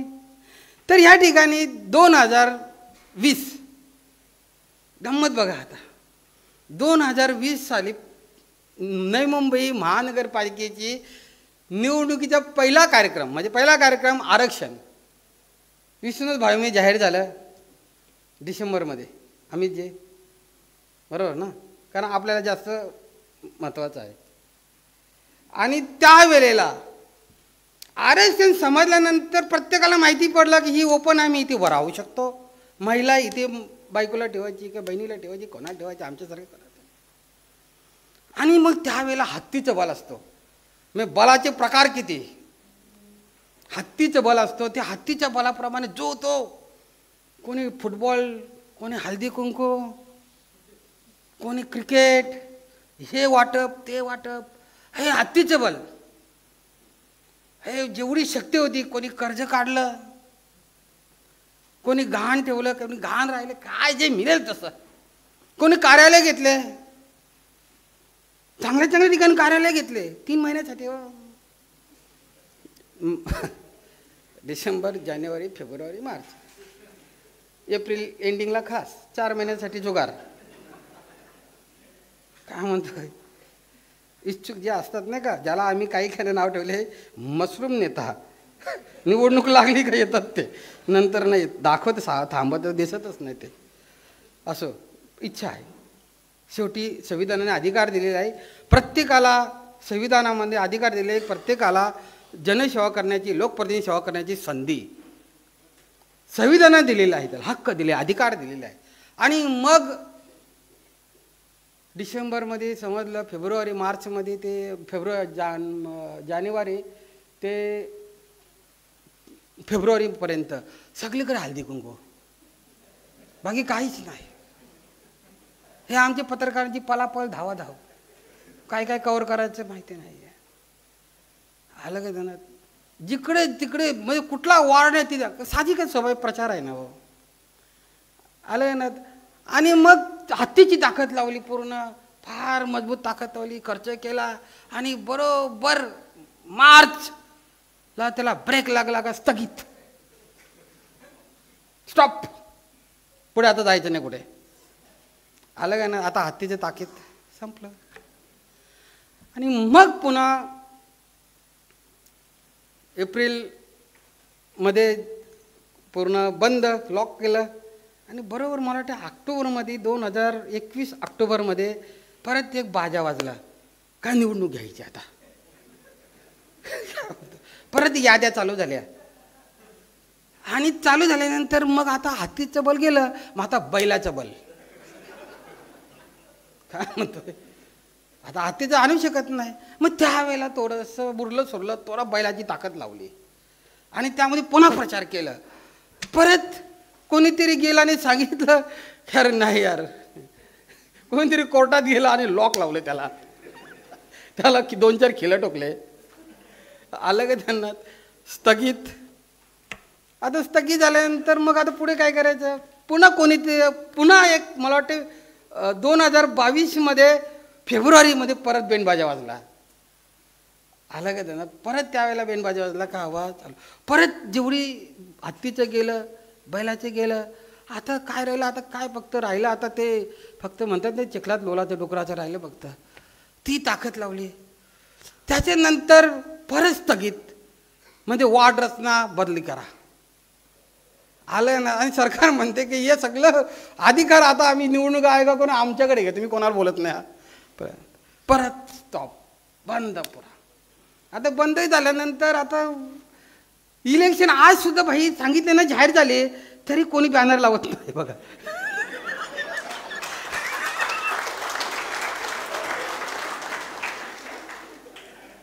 पत्रकारांनी याच्यावर भरपूर लिहिलेलं आहे. बॅनर अरे त्यांच्यावर असं उत्साह दिसत नाही. काय करणार बिचारे? तो इच्छुक कार्य आता आम्ही नगरसेवक आम्हाला करणंच आहे. काय करणार? काय पर्याय नाही, केलंच पाहिजे. पण जे कुठेतरी छोटी मोठी पुंजी घेऊन या जुगारामध्ये या सेवेमध्ये येण्यासाठी जो धडपड करतोय तो संपला ना, खलास झाला ना, आटपला बाजार त्याचं, काय राहिले ना त्याचं. आणि गंमत म्हणजे काही नाही, महागडे ऑफिस घेतले होते सुरुवातीला, पूर्ण ऑफिस बाई, अख्खा ऑफिस. नंतर सेकंड रद्द झाल्यानंतर त्यांनी सांगितलं एक काम करा, अर्धा द्या आता आम्हाला, अर्धा ऑफिस द्या. चला ठीक आहे भाई, संविधान तुला अधिकार दिलेला आहे की लोकप्रतिनिधित्व होण्याचा अधिकार आहे, अर्धा आलं का नाही. नंतर पुन्हा रद्द झाली, त्याला अर्ध्याहून अर्धा आता द्या आम्हाला, आता काय ऑफिसचा अर्धा. आणि नंतर शेवटला जी रद्द झाली ना, निवडणूक होणारच आहेत, त्याला सांगितलं तुझं काहीच नको, फक्त बोर्डाची जागा द्या. काय म्हणतात? फक्त बोर्डाची जागा द्या. ही वास्तव बोलते, तुम्हाला दाखवेन. सेक्टर 17 आहेत काही.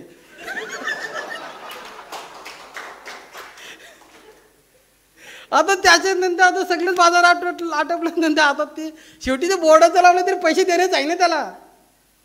शेवटी त्याला सांगले तर बोर्डाचं नको. अनेक लोकांनी ऑफिस सोडलं, सगळं गेलं.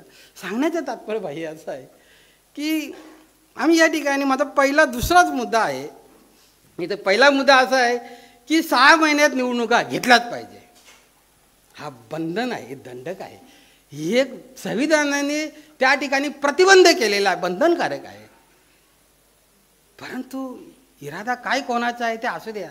मला कुठल्या पक्षाला बोलायचं नाही, कुठल्या नेत्याला बोलायचं नाही, कुठल्या शासकीय व्यक्तीला बोलायला, मी सर्वांचा आदर करतो, सर्वांचा आदर करतो. परंतु जो दुसरा मुद्दा जो आहे त्या मुद्दा थोडा आपण समजून घ्या की ह्या देशाचे प्रधानमंत्री सन्माननीय मोदी साहेब यांचे एक विचार आहेत, एक आधुनिक विचार आहेत की 1 नेशन 1 इलेक्शन, 1 नेशन आणि 1 इलेक्शन असं त्यांचा नारा आहे. की त्याच्यामुळे आर्थिक बचत होते, मनुष्यबळ बचत होते, अनेक प्रकारच्या बचती होतात, आचारसंहिता लागत नाही, वेळ बचत होतो. नाही तर प्रत्येक वेळी आता ह्या वर्षी पूर्ण आचारसंहितेचा काय काम करणार हो? काम तरी काय करणार? काय विकास करणार देशाचा? लोकसभा संपली का मग शिक्षक, मग ग्रॅज्युएशन, मग विधानसभा, परत कॉर्पोरेशन, परत कोणतरी गेला का परत आचारसंहिता.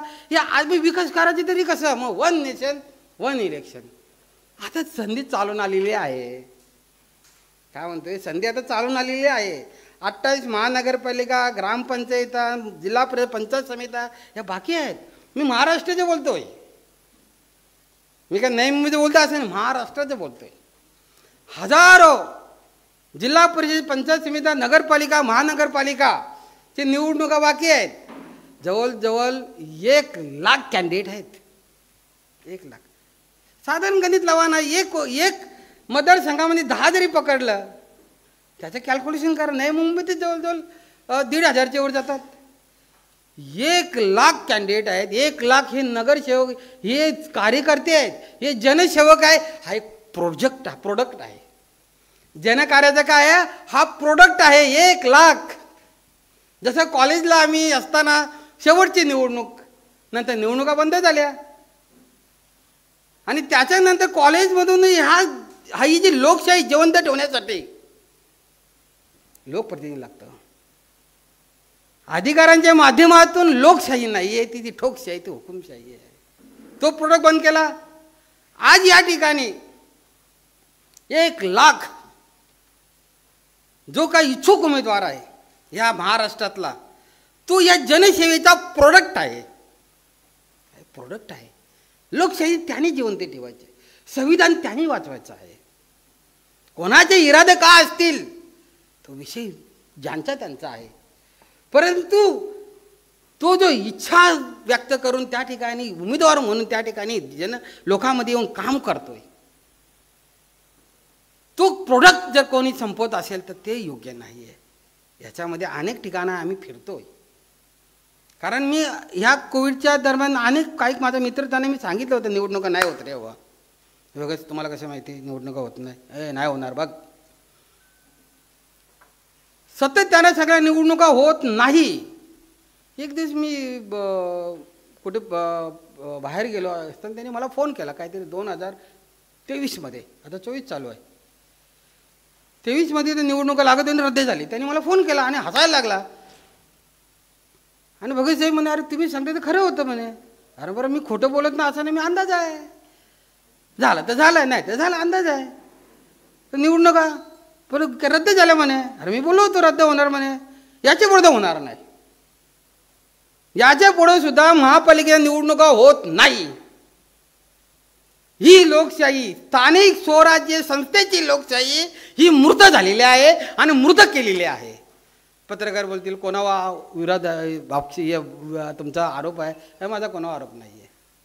आणि खरंच मी विनंती करते मला याविषयी, कारण मी स्पष्ट बोले, मी याच्यावर मग तर मला कोणीतरी आवाज ठेवला पाहिजे हा. कारण काय होईल आता ह्यामध्ये, आता 2025 मध्ये डिलिमिटेशन आहे. एक तर ओबीसी म्हणून तिथे आरक्षण पडून आहे, नंतर वॉर्डच्या बाबतीत आरक्षण पडून आहे, नंतर आता 2025 मध्ये डिलिमिटेशन आहे. सगळे याचे स्क्रॅप होतील. मग ते स्क्रॅप झाल्यानंतर नाही ना, आता काय करायचं माहिती, आता स्क्रॅप झालं तर काय करायचं, चला पुढे. कारण आहे ना, चला पुढे. या ठिकाणी 1 नेशन 1 इलेक्शन आलेली संधी आहे. मोदी साहेबांची स्वप्न आहेत. मग आम्ही काय म्हणतो, 1 नेशन 1 इलेक्शन आहे ना, मग एक काम करा ना, अशा अनेक हजारो संख्येने कॉर्पोरेशन, नगरपालिका, नगर परिषद, पंचायत, जिल्हा परिषद बाकी आहेत. मग 1 स्टेट 1 इलेक्शन करा ना. म्हणजे स्थानिक स्वराज्य संस्था सोबत. आता मी सुतार साहेबांना आणि हे जे घनश्याम मडी साहेब आहेत आणि आम्ही आज जे तुम्हाला प्रश्न करतो, सपोज या ठिकाणी सपोज कशाला जे आहे ते खरं, सपोज कशाला खोबराचं अविश्वास नको, विश्वासाने बोलतोय. आम्ही आपल्याला प्रश्न केला आणि ती इच्छित उमेदवार आहेत. पत्रकार बंधूंनी या ठिकाणी ध्यानपूर्वक लक्ष केंद्रित केलेलं आहे. सब भाई या ठिकाणी बेलापडचे आमदार म्हणून उमेदवारी आपल्याला पक्षाने देणारच, वाद नाही. कोणी कितीही काय केलं तरी काही खरं नाही, ते तुम्हालाच भेटेल.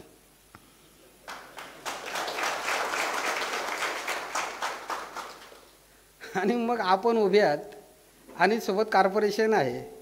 सुतार साहेब आपण आम्हाला सिनियर आहात, तिकडे दादा, इकडे भाई, बरोबर आहे. आणि कॉर्पोरेशन निवडणूक सोबत घेतली तर किती एनर्जी आपली वाचेल. अमितजी काय होतं सांगा ना, मी खोटं बोलतोय मी. अर्धी एनर्जी वाचेल भाई, तुमची अर्धी वाचेल. काय म्हणतोय, लोकांचा त्रास वाचेल. पोलीस यंत्रणेवर दबाव आहे, सतत दबाव आहे.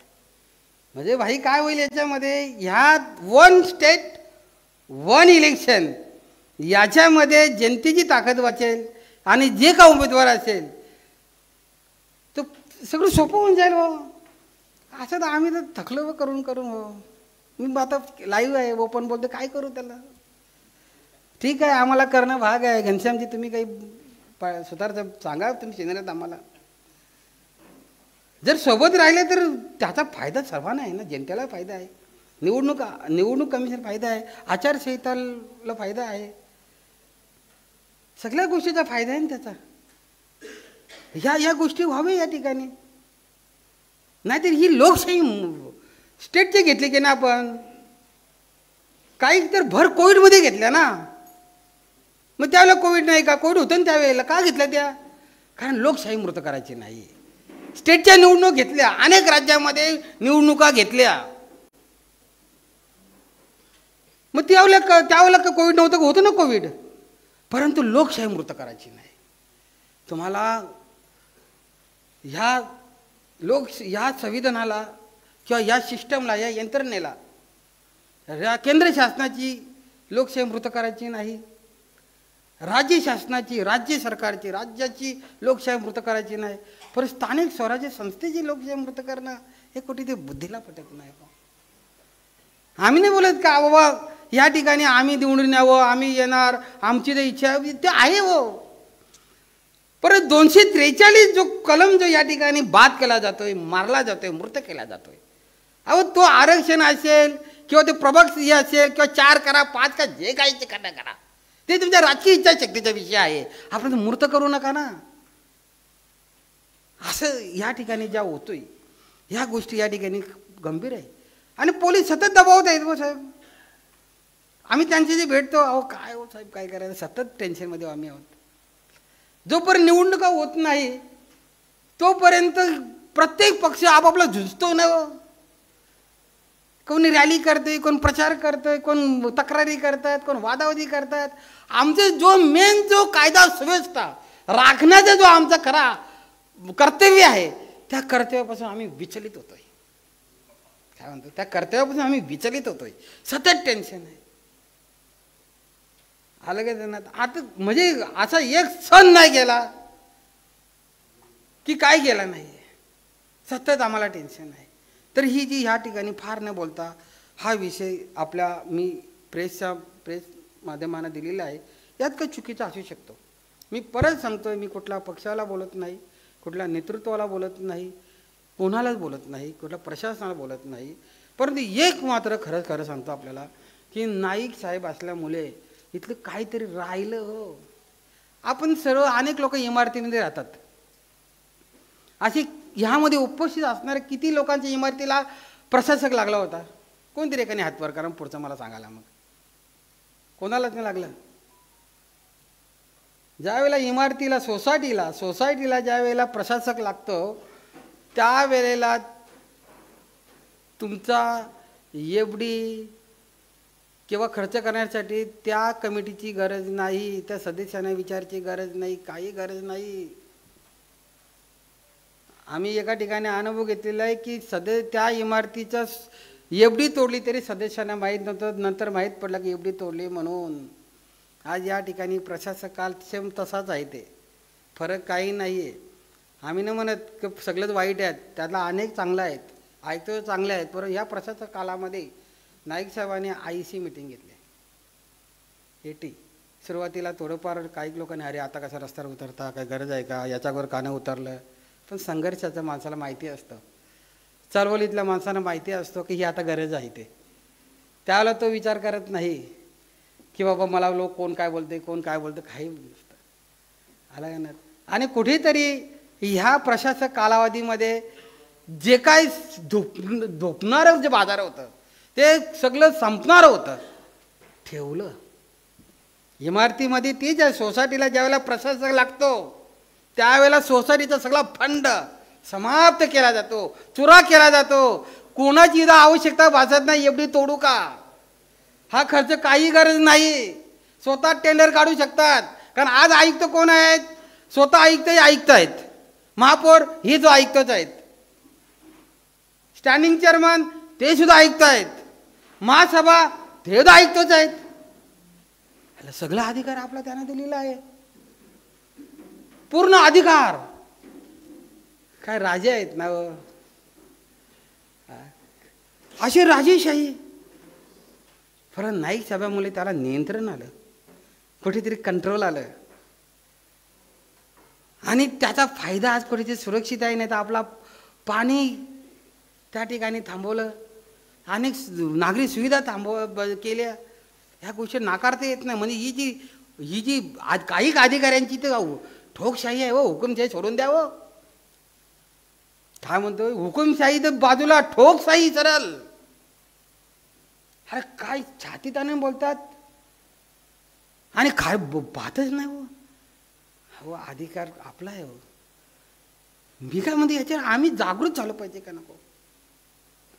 या राज्यामध्ये लाखो उमेदवार आहेत, इच्छुक उमेदवार आहेत, नागरिक आहेत, कोणच बोलत नाही. अरे ब्रश शब्द बोलत नाही.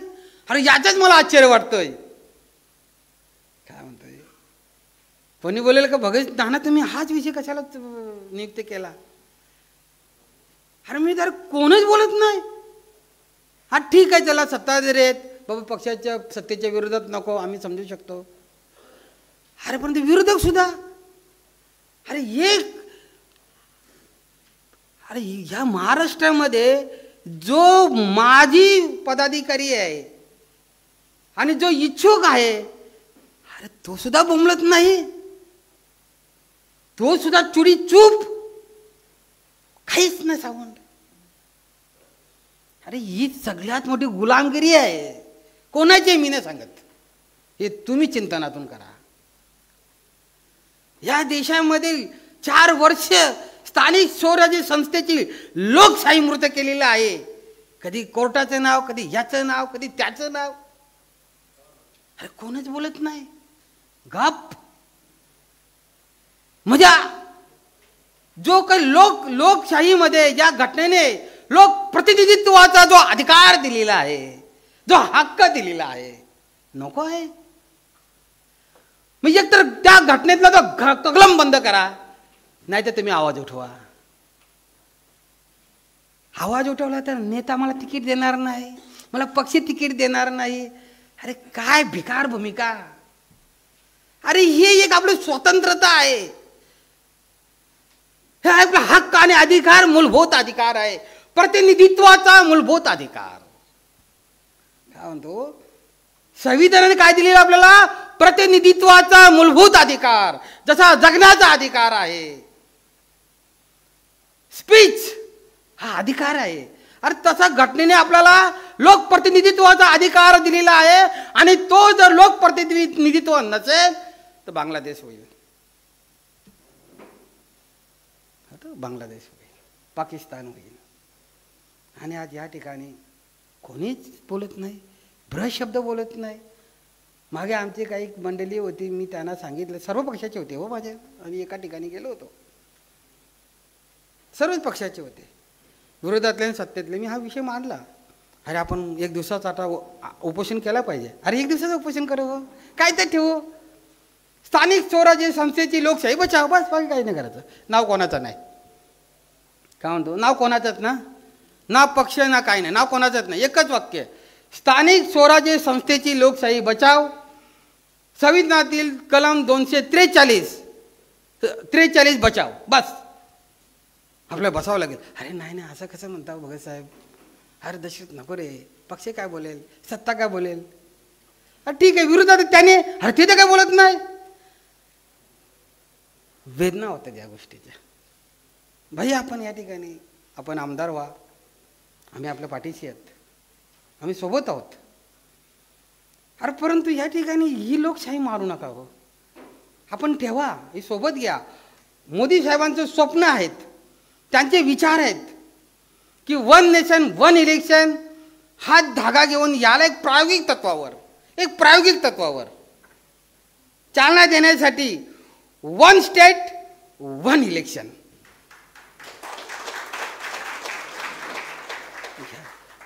लोकशाही जिवंत राहील. या ठिकाणी फार जास्त न बोलता, या ठिकाणी भाई आपण खरंच कमी अवधीमध्ये आम्ही आपल्याला सांगितलं, आपण सुतार साहेब सगळे नगरसेवक आले, आपण खरंच ह्या ठिकाणी हा विषय अतिशय डिफरन्स विषय आहे. बाकी तर रेग्युलर विषय आहे, पण हा अतिशय डिफरन्स विषय आहे. कारण आम्ही संघर्षातला असल्यामुळे काही गोष्टी प्रोटोकॉल तोडून आम्हाला नाईलाजाने कूच करावं लागतो. आला का त्यांना. आणि अशा वेळेला आम्ही दादांशी चर्चा केल्यानंतर दुसरे म्हणते तुझं म्हणणं बरोबर आहे, भाईंशी बोललं तुझं म्हणणं बरोबर आहे, आला नाही हे म्हणणं तुझं बरोबर आहे. ते संघर्षातल्या माणसाला संघर्षाची भूमिका समजते हो, संघर्षाच्या माणसाला संघर्षाचं मत ओपिनियन समजते हो. डीपीच्या वेळेला सुद्धा ज्या वेळेला दादांसमोर पहिला विषय मांडला ताबडतोब त्या ठिकाणी उडी घेतली डीपीच्या बाबतीत, महापालिकेच्या डीपीच्या बाबतीत. त्या ठिकाणी आवाज ठेवला, सावून ठेवला. समजतो विषय. किती लोकांना कळला मान आताच वाटप करतात, काय नाही काय चालू आहे, गोंगाट चालू आहे. ठीक आहे, भाईंचं वाटप, दादांचं वाटप नेहमीच आहे. प्रत्येक सण सणाला वाटप, वाद नाही, नवीन काही याच्यामध्ये नाही आहे. पण हे आता जे वाटप करणार आहे ते कोविडमध्ये कुठे होते आणि डीपीला कुठे होते? या शहराच्या जमिनी विकत ते कुठे होते? त्यावेळेला कुठे होते? हा प्रश्न भाई या ठिकाणी आपल्याला भितरून जायची गरज नाही. लोक विचारतात ना हो त्यांना, कुठे होते तुम्ही? डीपी ज्या वेळेला शहरात, अहो डीपी म्हणजे काय? जमिनीचा मुद्दा आहे हो. जमीन असेल तर सुखसुविधा आहेत. दादा स्पष्ट दशरथ काय नाही रे, जमीन पाहिजे आपल्याला, जमीन पाहिजे म्हणतो. काय पाहिजे? जमीन पाहिजे. त्यांना समजलं, बाकीच्यानं कोणाला समजलंच नाही. एक गमतीच्या विषयी तुम्हाला सांगतो. एक आमच्या दुसऱ्या पक्षाच्या नेत्याने कॅमेऱ्यासमोर जवळजवळ 15 मिनिटं डीपीवर बोलले. किती? 15 मिनिटं बोलले डीपीवर. आणि मी त्यांचं अभिनंदन केलं. अरे बरं, चांगले बोलले आपण. हो, तुम्हाला समजलं का? कसलं मला समजतं म्हणतं. मला ते पत्रकाराने ब्रीफिंग केलं, मी बोललो. ही अवस्था हो, ही अवस्था. म्हणून ह्या ठिकाणी आमची आशा आहे, महाराष्ट्राची आशा आहे आपल्यावर. 1,00,000 जे समाजसेवक आहेत, हा प्रोडक्ट आहे. हा जनसेवा कार्याचा प्रोडक्ट आहे. हा जनसेवेचा कार्याचा प्रोडक्ट हीच लोकशाही आहे. हा संविधान बचाव आहे. आणि आम्हाला आशा आहे की हा विषय नवीन आहे. पत्रकार बंधू या ठिकाणी ह्या विषयाला अतिशय चांगलं वेग देतील. आणि जे या ठिकाणी सावून दबलेला आहे, तो आवाज दबलेला आहे, तो आवाज आपण कुठेतरी जनतेसमोर, जनतेचा आवाज, खरं जनतेचा आवाज हा ताटी पटलावर येईल. या ठिकाणी हा नवीन विषय आपण कसा समजून घ्यायचा, मी यामध्ये चुकलो असेल किंवा विषय मांडताना काही ते मागे पुढे झाला असेल सुतार साहेब, कारण तुम्ही फार निरखून पाहता, मला कधी भीती वाटते थोडीशी. का सिनियर म्हणून कसं जे आहे ते का नायर साहेब सिनियर म्हणून, आता आपण सुद्धा सिनियर आहात, पत्रकार आहात. अलग देण्यात थोडा एखादा विषय मांडताना अलग देण्यात मला या ठिकाणी मला एक दोघांना मी विचारलं, अरे तू म्हणे मी, कारण मी काय टेस्ट घेतो ना थोडीशी एक नवीन विषयाची, थोडीशी कुठेतरी चेक केलं पाहिजे ना, नवीन विषयाची चेक केलं पाहिजे. आणि मग अशा वेळेला तो बोला, अरे तू बोललास तर तुला तिकीट नाही भेटणार. दादा आहेत म्हणे, दादा आहेत, भाई आहेत, डॉक्टर साहेब आहेत, काय चिंता नाही आहे. हालाकी देण्यात त्याच्यामुळे हा विषय जनतेचा विषय मांडू आपण म्हणे. महाराष्ट्रामध्ये कोणतरी मांडलं पाहिजे हा विषय, महाराष्ट्राचा विषय, हा विषय देशाचा विषय आहे. धन्यवाद, नमस्कार, जय हिंद, जय महाराष्ट्र, थँक्यू.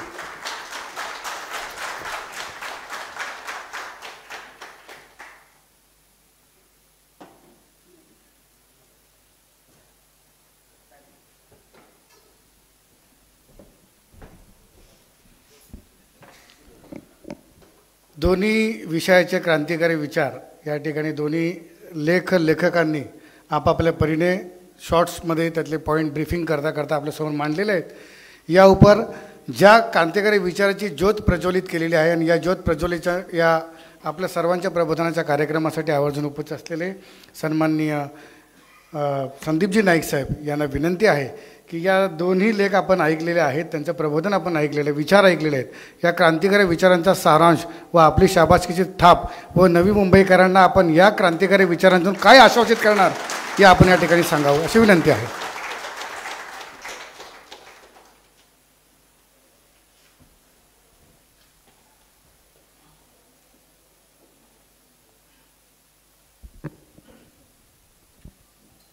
भारत माता की वंदे वंदे.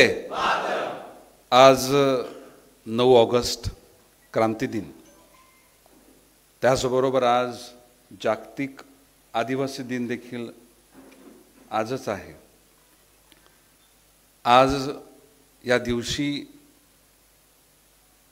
काही वर्षापूर्वी आपला देश पारतंत्र्यात होता आणि अनेक प्रयत्न होत होते, संघर्ष होत होता, देशावर होणारा अन्याय आणि ह्याला एकत्रित वाचा फोडली पाहिजे, एक आवाज सगळ्यांचा एक बनून बाहेर आला पाहिजे आणि आजच्या दिवशी भारत छोडो हा आवाज हा संपूर्ण देशाने ऐकला आणि त्याचाच परिणाम 15 ऑगस्टला आपल्या देशाला स्वातंत्र्य मिळालं. पारतंत्र्याचा कालखंड मोठा होता, परंतु या पारतंत्र्यातून आपण बाहेर आलं पाहिजे, आपण संघर्ष केला पाहिजे, एक विचार सर्वांचा पुढे आला पाहिजे. हा विचार सगळ्यांनी ठरवल्यानंतर काही कालखंडानंतर आपल्या देशाला स्वतंत्र मिळालं, गुलामगिरीतून आपण बाहेर आलो. त्यावेळेस तो विचार मांडला गेला, परंतु त्याच्या अगोदर प्रयत्न झाले असं नाही. पहिल्या दिवसापासून प्रयत्न झाले, परंतु सामूहिक प्रयत्न आणि सामूहिक विचार हा 9 ऑगस्ट रोजी हा बाहेर पडला आणि त्या दिवसापर्यंत स्वतंत्र मिळण्यापर्यंत ज्या विविध ज्ञात अज्ञात क्रांतिकारकांनी व्यक्तींना, विविध धर्मातल्या, विविध समाजातल्या सगळ्या घटकांना आपल्या जीवाची आहुती दिली, बलिदान दिलं, त्या सर्व स्वतंत्रवीरांना मी विनम्र अभिवादन करतो. आजचा कार्यक्रम हा असा आउट ऑफ बॉक्स असा वेगळा असा कार्यक्रम आहे. नवी मुंबई पुनर्वसन सामाजिक संस्था ज्यांचे संस्थापक अध्यक्ष दशरथजी भगत साहेब आहेत, निशांतजी भगत आणि त्यांचे सर्व त्यांच्या प्रत्येक संघर्षामध्ये, त्यांच्या विचारांमध्ये त्यांच्या सोबत राहणारे सर्व कार्यकर्ते, त्यांच्या माध्यमातून हा कार्यक्रम प्रत्येक वर्षी विविध विचारांना आयोजित केला जातो. करोनाच्या कालखंडात त्याला खंड आला, परंतु आज ह्या पुन्हा एका वेगळ्या विचारानं या कार्यक्रमाचं आयोजन करण्यात आलेलं आहे. आणि या कार्यक्रमाप्रसंगी उपस्थित स्थायी समितीचे माजी सभापती, ज्येष्ठ समाजसेवक श्री आनंदजी सुतार, माजी नगरसेवक जे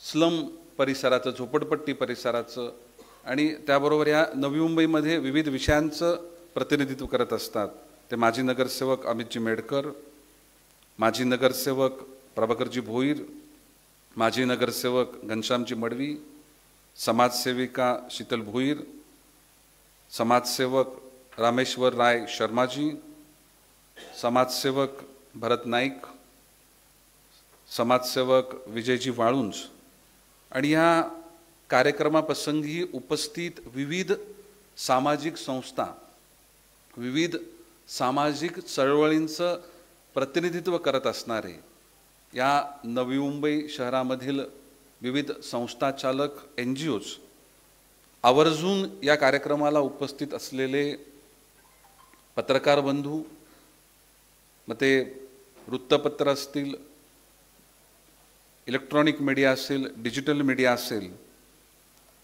आणि त्याचबरोबर या कार्यक्रमाला उपस्थित असलेले प्रकल्पग्रस्त ग्रामस्थ बंधू आणि भगिनींनो, खरं तर हा कार्यक्रम आगळा वेगळा आहे. या कार्यक्रमाचं निवेदन शैलेशजी घाग यांनी अत्यंत मार्मिकरित्या केलेलं आहे. घाग साहेब, तुम्ही लिहिताय म्हटलं, तुमचं अभिनंदन केलं पाहिजे. आणि ज्यांनी निमंत्रण आपल्याला दिलं ते जे वक्ते पण म्हणायला लागेल त्यांना, आणि समाजसेवक पण म्हणायला लागेल आणि समाजसुधारक पण म्हणायला लागेल, असे दशरथजी भगत, त्यांच्या कार्यामध्ये त्यांना नेहमीच साथ देणारे आणि मेहनत करणारे, विषय समजून घेणारे आणि विषय अभ्यासूपणे मांडणारे निशांतजी भगत. आज खरोखर हा कार्यक्रम अत्यंत वेगळा आहे. नेमका कार्यक्रम हा काय आहे, अनेकांना हा प्रश्न पडला असेल, परंतु आपल्या कॉलेजच्या जीवनामध्ये म्हणजे शालेय जीवनाचा उल्लेख एवढा करता येत नाही, परंतु आपलं कॉलेजचं जीवन आणि त्यानंतर आपलं सामाजिक जीवन, राजकीय जीवन, या जीवनामध्ये आपलं म्हणणं आपण स्पष्टपणे मांडलं पाहिजे. आपलं म्हणणं हे आपलं म्हणणं असलं पाहिजे, परंतु समाजामध्ये घडणाऱ्या विविध घटनांचा तो आरसा असला पाहिजे. अनेक वेळा आपलं म्हणणं मांडत असताना आपण हे म्हणणं मांडलं म्हणून आपल्याविषयी लोक काय विचार करतील, आपण हे म्हणणं मांडलं म्हणून आपल्या परिवाराच्या विषयी काय विचार करतील, आपल्या समाजाच्या विषयी काय विचार करतील, आपल्या संस्थेच्या विषयी काय विचार करतील, आपल्या पक्षाच्या विषयी काय विचार करतील, आपल्या शहराच्या विषयी काय विचार करतील, असा विचार आपण प्रत्येकजण करत असतो. परंतु आपण मनामध्ये आलेला विचार हा काहीतरी सुधारणा घडवणारा आहे. आपल्यामध्ये मनामध्ये आलेला विचार हा कोणाचा तरी अन्याय दूर करणारा आहे. त्या क्षणाला माझ्याविषयी लोकांचं मत काय आहे किंवा योग्य असेल अयोग्य असेल हे मला माहीत नाही, परंतु दूरगामी काही कालखंडानंतर तो विचार लोकांना पटेल असा विचार मांडणारे घटक व्यक्ती हे समाजामध्ये दुर्मिळ असतात, ते आवश्यक असतात. आणि असंच एक दुर्मिळ व्यक्तिमत्व कोण, तर दशरथ भगतांचं नाव आपल्याला नक्कीच घ्यावं लागेल. मी देखील दशरथ भगतांना पहिल्यांदा बघितलं, म्हटलं फार ओरडतात दशरथ भगत आणि एकदम स्पष्ट मांडतात. तर म्हटलं काय नेमकं, म्हटलं ह्या व्यक्तीचं विश्लेषण काय करावं. म्हटलं महानगरपालिका असेल, मग पार म्हणजे एखादा राष्ट्रीय स्तराचा नेता असेल, एखादा केंद्रीय स्तराचा एखादा अधिकारी असेल, राज्यस्तरीय अधिकारी असेल, किंवा ना नवी मुंबई शहराच्या स्तरावर एखादा उच्च अधिकारी असेल, ठाणे जिल्ह्याच्या स्तरावर एखादा कलेक्टरसारखा एखादा मोठा अधिकारी असेल, परंतु आपलं म्हणणं अशा पद्धतीनं मांडलं पाहिजे की आपण ज्यांचं प्रतिनिधित्व करतोय, आपण ज्यांचे विचार मांडतोय, ते विचार प्रभावीपणे त्या व्यक्तीपर्यंत पोचले पाहिजेत आणि त्या माध्यमातून एखादा निर्णय त्या विषयाच्या अनुषंगानं सकारात्मक झाला पाहिजे. अशा प्रकारची आपल्या विषयाची मांडणी असली पाहिजे. त्यामुळे भगत साहेबांना बघितल्यानंतर मग भगत साहेब बोलताना विषय आला की त्यांचं एकंदर आवेश असेल, त्यांची मांडण्याची पद्धत असेल, त्यांची आक्रमकता असेल आणि त्यांची शैली असेल, त्यामध्ये कधी विनोदी शैली देखील असते आणि विनोदी शैलीनंतर मग ते कोणाला कुठलं शाल जोडण्याने झोडतील हे त्या ठिकाणी कळत नाही. ते नंतर भाषण झाल्यानंतर त्यांचं माहिती पडतं की त्यांनी बोललं काय, सगळेजण हसले पण त्यांनी साध्य केलं काय हे त्या ठिकाणी कळणं फार त्या ठिकाणी म्हणजे फार विचारपूर्वक असतं. आणि असं आम्हाला असं वाटलेलं की हे एक लोकल नेतृत्व आहे, एक लोकल नेतृत्व आहे की हे जे लोकलच विचार करतं. परंतु टप्प्याटप्प्यानं इलेक्शन, एखाद्या स्वतःच्या विषयी एखादं काम, पण मी बघितलं की हे व्यक्ती किंवा हा व्यक्ती नाही, या व्यक्तीच्या सोबत असलेले त्याचे सगळे फॉलोअर्स किंवा त्यांनी जमवलेला हा चांगल्या व्यक्तींचा संचय हा वेगवेगळ्या समाजातला आहे, वेगवेगळ्या धर्मातला देखील आहे. समाजामध्ये म्हणजे एखादा मोठा अधिकारी, एखादा उद्योजक आणि एखादा सर्वसामान्य कामगार हा देखील यांच्या संपूर्ण संघटनेशी विविध सकारात्मक कामाने जोडलेला आहे. आणि मग प्रत्येक विषयी मांडत असताना हा व्यक्ती स्वतःपुरता हा विचार करत नाही, हा व्यक्ती किंवा हा समूह हा विचार करताना शहराचा विचार करतो, हा जिल्ह्याचा विचार करतो, हा कधी कधी राज्याचा देखील विचार करतो, कधी कधी देशाचा पण विचार करतो. आणि कधी देशाचा विचार करताना अरे आपण नगरसेवक आहोत, आपण आपल्या शहरापुरता बोलावं, आपण कशाला राज्याचं बोलावं, आपण कशाला देशाचं बोलावं. आणि कधी कधी हा विचार देशाच्या पलीकडे पण जातो. परंतु पहिल्यांदा मला लोकल असलेलं नेतृत्व टप्प्याटप्प्यानं जसे त्यांचा संवाद मला घडला, विविध प्रसंगामध्ये त्यांच्यासोबत मी राहिलो, कामं केली, त्यामुळे कधीही त्यांनी कार्यक्रमाला बोलल्यानंतर गेल्यानंतर मी त्या कार्यक्रमाचा आशय बघितला किंवा हा जो काही आंदोलन आहे, एखादं काहीतरी मंथन आहे, एखादी भेट आहे, ह्यामध्ये उद्दिष्ट काय आहे, तर हे उद्दिष्ट कुठेतरी शहराचं हित साधण्याचंच नेहमी राहिलेलं आहे. त्यामुळे कधीही एक विशिष्ट काळानंतर मी त्यांची पूर्ण कार्यप्रणाली समजून घेतलो. त्याच्यानंतर मी म्हटलं की दशरथ भगतांचा कुठलाही कार्यक्रम असेल आपण त्याला जाणं हे 100% आपण गेलंच पाहिजे. अशा प्रकारचा विचार माझा टप्प्याटप्प्यानं झाला आणि त्यानंतर मला कळलं हा लोकल बोलणारा हा नेता किंवा हा विचार हा लोकल नाही, हा लोकल साधता हा ग्लोबल विचार करणारा आमचा दशरथ भगत आहे. अशा प्रकारची त्या ठिकाणी माझी 100% मनामध्ये खात्री झाली. कारण या कोविडच्या काळातला हा विषय आहेच की कोविडच्या काळामध्ये म्हणजे स्पष्टपणे काय करायचं हे कोणाला कळतच नाही आणि माझ्या जीवाचं काय होईल याची भांत प्रत्येकाला पडलेली. परंतु अशा वेळेस या शहराच्या पूर्ण सुरक्षेचा विचार केला पाहिजे. कोणीतरी नेतृत्व पुढं आलं पाहिजे. सगळ्यांना पहिला आधार दिला पाहिजे. प्रशासनाच्या कालखंडात कोणी कुठला घटक फायदा करतोय, कोण गैरफायदा करतोय, कोणाचं नुकसान होत आहे यांच्याबाबत एक सरळ एक नियोजन आपण आखलं पाहिजे. आणि ते आखत असताना एक प्रमुख एक वैचारिक ठेव एक एक एक त्या परिस्थितीचं विविध दृष्टीनं त्याचं आकलन करणं आणि एक दिशा ठरवताना एक या संपूर्ण व्यवस्थेमध्ये एक महत्त्वाची भूमिका बजावण्याचं काम दशरथ भगत आणि त्यांच्या सहकार्यानं या कालखंडात अत्यंत योग्य पद्धतीनं केली. या गोष्टीचा देखील उल्लेख आवर्जून या ठिकाणी केलाच पाहिजे. आता तर विषय कार्यक्रम एक आणि विषय अनेक, नेमका कुठला विषय काय कोणाला कळलाय आणि काय म्हणलाय याची सगळ्यांमध्ये आता तर त्या ठिकाणी एकदम म्हणजे आपण आकाश दर्शन म्हणतो ना, आपण बघायचा असतो एक तारा परंतु आपल्याला खूप तारे दिसतात, मग पूर्ण अवकाश मंडळ दिसतं आणि मग विचार पडतो की अरे बाबा हे नेमकं हे जीवन काय आहे याच्यामधलं, म्हणजे या आकाशाची व्याप्ती काय.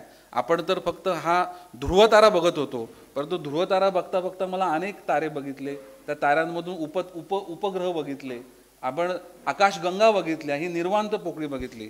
अशा प्रकारचं हे कसं विशेष मंथन हे दशरथ भगतांच्या माध्यमातून आज मांडलं गेलं.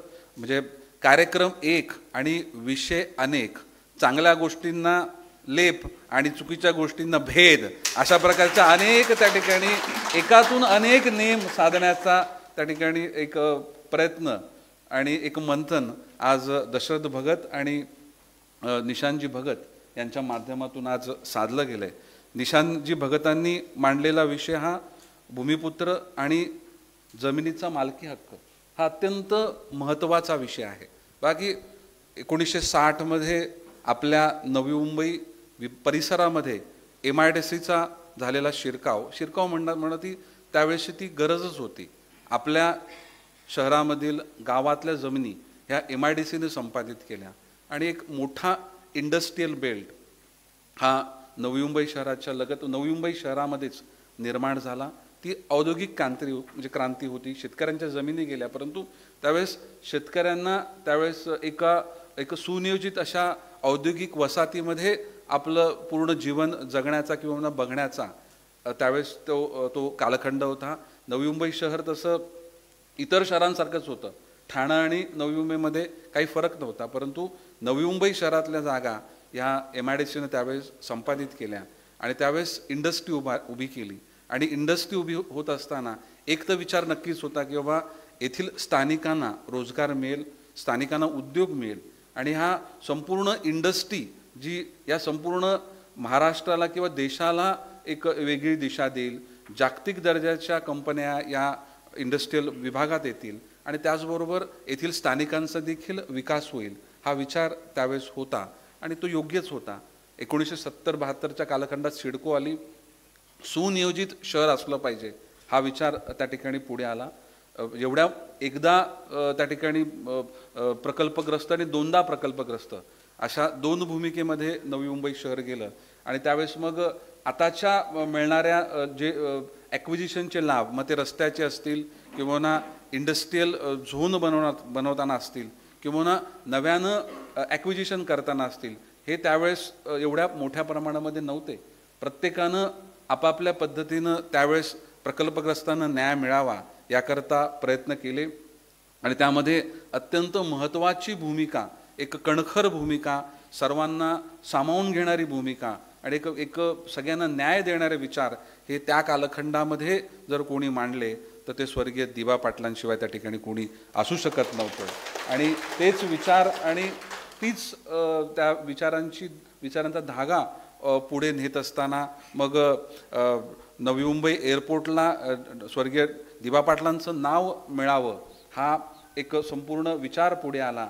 आणि मला वाटतं त्यांच्या असताना जेवढा मोठा एक समूह किंवा लोकांचं एकत्रीकरण हे ते असताना नव्हतं, परंतु जो एक विचार हा त्यांचा एक विचार होता, तो विचार पुढे गेल्यानंतर ते नसताना एका समाजाला एका नावानं एकत्र करण्याचं काम हे या कालखंडात झालं. एअरपोर्टला तर नक्कीच दिबा पाटलांचं नाव मिळेलच, ह्याच्यामध्ये काही वाद नाही, परंतु हा विचार येणाऱ्या कालखंडामध्ये हा प्रत्येक प्रकल्पग्रस्त ह्या प्रत्येक घटकाला न्याय देण्याकरता किंवा आपल्यावर अन्याय होतोय किंवा आपण कुठेतरी मागे राहतोय, आपण पुढे गेलं पाहिजे याकरता एक एक एक आपल्याला सगळ्यांना एक बेंचमार्क म्हणून प्रेरणादायी विचार हे नक्कीच दिबा पाटील साहेबांचे असतील. त्यामुळे सगळ्यांची महामंडळं बनली, परंतु एक महामंडळ त्या ठिकाणी बनायला पाहिजे, जे ते विचारांचं महामंडळ असायला पाहिजे. ते स्वर्गीय दिबा पाटील महामंडळ हे बनण्याकरता आपण पहिलं आजच्या क्रांती दिनानिमित्तानं पहिला संकल्प निशांजी आपण हा नक्कीच करू. आणि त्याकरता जिथपर्यंत हे महामंडळ निर्माण होत नाही तिथपर्यंत आपला लढा हा थांबणार नाही. अशा प्रकारचं नक्कीच आपण आज संकल्प करू. आज क्रांती दिनानिमित्त मशाल हे प्रतीक आहे, त्यामुळे मशाल आज आपण सगळ्यांनी मिळून पेटवली आणि प्रज्वलित झाली. बाकी दुसरा विचार कोणी करायची गरज नाही, पत्रकारांना खास करून सांगतो. त्यामुळे काही गोष्टीचा उल्लेख हा नक्कीच केला पाहिजे. आणि निशांतजींनी अनेक विषय इतर देखील मांडले आणि त्या विषयामध्ये प्रकल्पग्रस्त आणि स्थानिकांना नोकऱ्या मिळाल्या पाहिजेत, त्यांना रोजगार मिळाला पाहिजे. आणि पुन्हा सिडको किंवा MIDC आम्ही 2060-62 मध्ये प्रकल्पग्रस्त झालो, 2072 मध्ये झालो, परंतु ती गोष्ट गेल्यानंतर आज पूर्ण शहराची व्यवस्था बघण्याची जबाबदारी ही नवी मुंबई महानगरपालिकेची आहे. त्यामुळे पुन्हा जर तुम्ही MIDC जर FSI वाढवते तर FSI वाढवल्यानंतर त्याचा होणारा फायदा हा MIDCला होतोय ॲज MIDC संस्था म्हणून, त्यानंतर तो फायदा होतोय राज्य शासनाला. परंतु या शहरामध्ये अव्यवस्था कोणाची होते तर ही नवी मुंबईतल्या शहराच्या नागरिकांची होते. मग त्या नागरिकांमध्ये प्रकल्पग्रस्त देखील आहेत आणि या शहरामधले रहिवासी देखील आहेत. जर एका प्रकल्पग्रस्तांना त्यांची जागा दिली तर जागा दिल्यानंतर जर पुन्हा तुम्ही जर जागा ती ॲडिशनल FSIने विकताय तर मग तो मोबदला तुम्हाला मिळतोय आणि तो मोबदला तो MIDCला मिळतोय, तो राज्य शासनाला मिळतोय. पण खऱ्या अर्थानं हा मोबदला मिळाल्यानंतर त्याचा भाग जर मिळण्याचा जर अधिकार आणि हक्क कोणाचा आहे तर ते प्रकल्पग्रस्तांचा आहे आणि ह्या नवी मुंबईच्या शहरातल्या नागरिकांचा आहे. हे मूळ हा देखील एक दुसरा विचार किंबहुना हा प्रस्ताव हा देखील राज्य सरकारकडे किंबहुना केंद्र सरकारकडे किंबहुना व्यवस्थेकडे जाणं गरजेचं आहे. तो प्रकल्पग्रस्तांच्या माध्यमातून गेला पाहिजे, तो महानगरपालिकेच्या माध्यमातून गेला पाहिजे. जेव्हा इंडस्ट्रियल विभाग हा फक्त इंडस्ट्री करता आहे, मग त्या ठिकाणी इंडस्ट्रीच असली पाहिजे. जर इंडस्ट्री असताना तिकडे जर कमर्शियल वापर होतो आणि कमर्शियल वापरानंतर मग जर रेसिडेन्शियल वापर होतो, मग रेसिडेन्शियल वापर होत असेल तर मग ही इंडस्ट्री कसली. नवी मुंबईचं नियोजन होत असताना ही एक सुनियोजित औद्योगिक वसाहत आहे, ही विस्कळीत औद्योगिक वसाहत नाही आहे. त्यामुळे तिचं व्यवस्थापन हे सुसंगत असलं पाहिजे. म्हणजे एका ठिकाणी आपल्याकडे इंडस्ट्रीच्या ॲनोडायझिंग कंपनीचा तिकडून धूर निघतोय आणि बाजूच्या ठिकाणी टॉलेजंग इमारतीमध्ये माणसं राहत आहेत, तर ही सुसंगत नियोजन आपण म्हणता येणार नाही. हे विसंगत आहे आणि विसंगत अशी त्या ठिकाणी डेव्हलपमेंट होऊ नये. आणि होत जरी असेल तरी ह्याचे जे काय परिणाम आहेत, दुष्परिणाम आहेत, याचा इफेक्ट कोणावर होतोय? याचा इफेक्ट होतोय हा प्रकल्पग्रस्तांवर होतोय, याचा इफेक्ट होतोय या शहरातल्या नागरिकांवर होतोय. त्यामुळे पहिल्यांदा जर तुम्ही FSI वाढवलाय तर मूळ ज्यावेळेस तुम्ही आमची जागा घेतली, जागा घेतल्यानंतर आम्हाला जो मोबदला दिला, आता एकदा जागा तुम्ही आमची विकली, आता आमची जागा तुम्ही पुन्हा विकताय, आमची व्यवस्था विकताय. जर आमची व्यवस्था तुम्ही विकत असाल तर त्याचा मोबदला हा प्रकल्पग्रस्तांना मिळालाच पाहिजे. आणि जर मिळत नसेल तर मग हा FSI वाढू नये, ह्याच्यामधले चेंज ऑफ यूज होऊ नये अशा प्रकारचा विचार या मंथनातून पुढे येणं गरजेचं आहे. ज्या पद्धतीनं प्रकल्पग्रस्तांचं हित तसं महानगरपालिकेचं हित. जर महानगरपालिकेनं सर्व व्यवस्था द्यायच्या, रस्ते खराब झाले तर नाव हे महानगरपालिकेचं खराब होतं. यांना पूर्ण रस्त्यांची सुविधा, रस्त्यानंतर ह्यांच्या आलेला कचरा, मग तो इंडस्ट्रीचा असेल किंवा इंडस्ट्री भागामध्ये राहणाऱ्या वाणिज्य म्हणजे वसाहतीतला असेल, तो देखील आपल्याच डम्पिंग यार्डला न्यायचा आहे. तिकडे पार्किंग व्यवस्था देखील महानगरपालिकेलाच द्यायची आहे.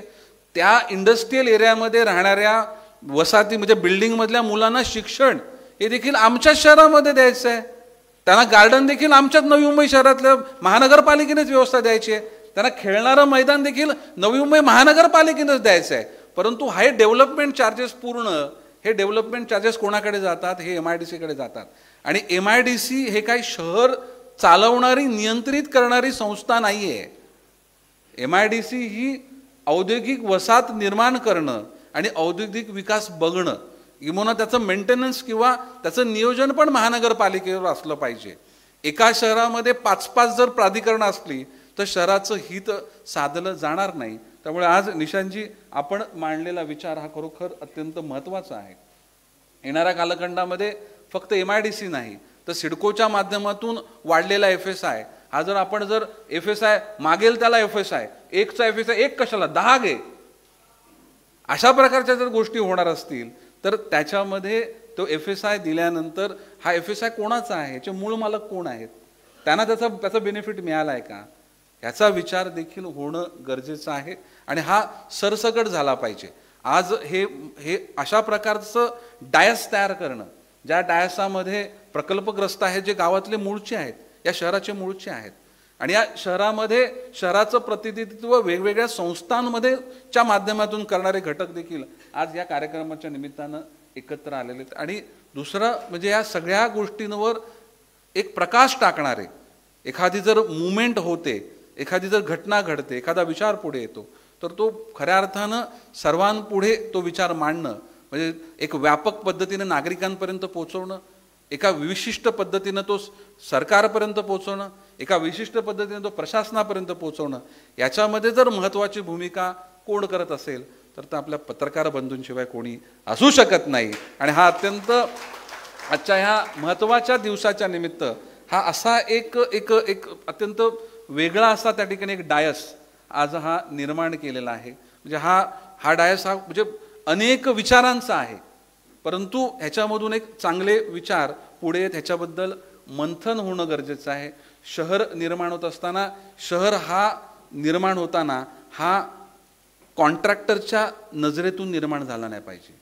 हा शहर बिल्डर व्यावसायिकाच्या नजरेतून निर्माण न झाला पाहिजे.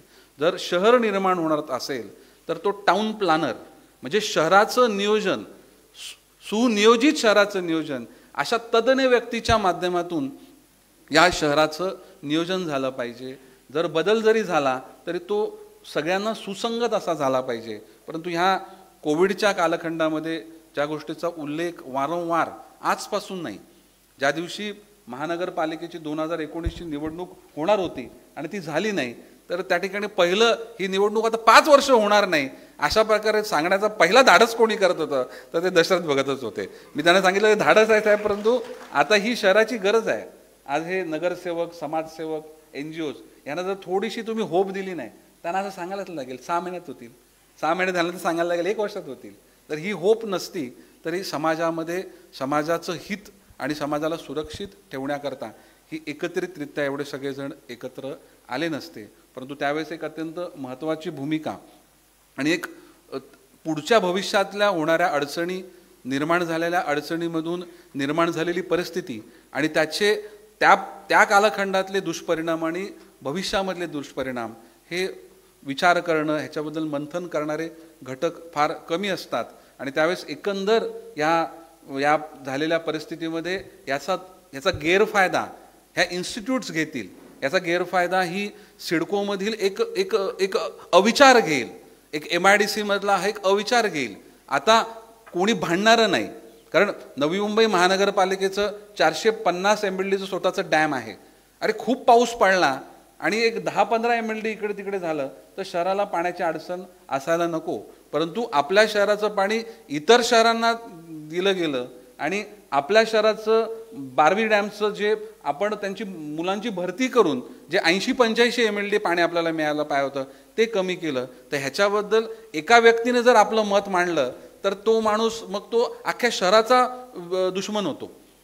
कारण त्याला व्यवस्था अशी तयार करते की बाबा हा बोलतोय ना, मग हा असा कुठून तरी एक विचार येतो आणि मग हा व्यक्ती हा स्वतःच्याबद्दल बोलतोय, मग ह्याच्यामध्ये राजकारण बघितलं जातं, म्हणजे पक्षपात बघितला जातो आणि मग तो विचार कुठेतरी दाबला जातो आणि तो मोठ्यानं आणि कितीही प्रभावीपणे कोणी मांडण्याचा प्रयत्न केला तरी ती योग्य गोष्ट अयोग्य कशी अशी मांडणं करण्याचा प्रयत्न हा केला जातो. आणि तसाच हा कोविडचा कालखंड होता. मला वाटतं की जे आपण आजवर या शहरानं कमवलं ते 2019 नंतर हा जो साधारणतः 2-2.5 वर्षामध्ये आपण ते तेवढ्याच मोठ्या प्रमाणामध्ये गमावलं आणि या गोष्टीचं नक्कीच सगळ्यांना दुःख आहेत, या गोष्टीच्या वेदना आहेत.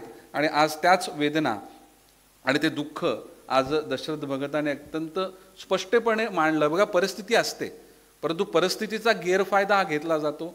जेव्हा महानगरपालिकेमध्ये म्हणजे आदरणीय गणेशजी नाईक साहेबांच्या सोबत जेव्हा सर्व प्रतिनिधी तिकडे गेले तर म्हणाले आता कशाला, आता प्रशासनाला तर संधी आहे, तुम्ही जाऊन मग तुम्ही कुठल्या तरी चुकीच्या गोष्टीला त्या ठिकाणी बढावा देताय, म्हणजे तुम्ही जाताय म्हणजे तुमच्याकडे काहीतरी तुम्हाला काहीतरी भ्रष्टाचार करायचा असेल, तुम्हाला तुमचं स्वतःचं महत्त्व टिकवायचं असेल, अशा प्रकारचे रकाने आणि प्राईम टाईमला टीव्हीवर त्या ठिकाणी अशा बातम्या आल्या.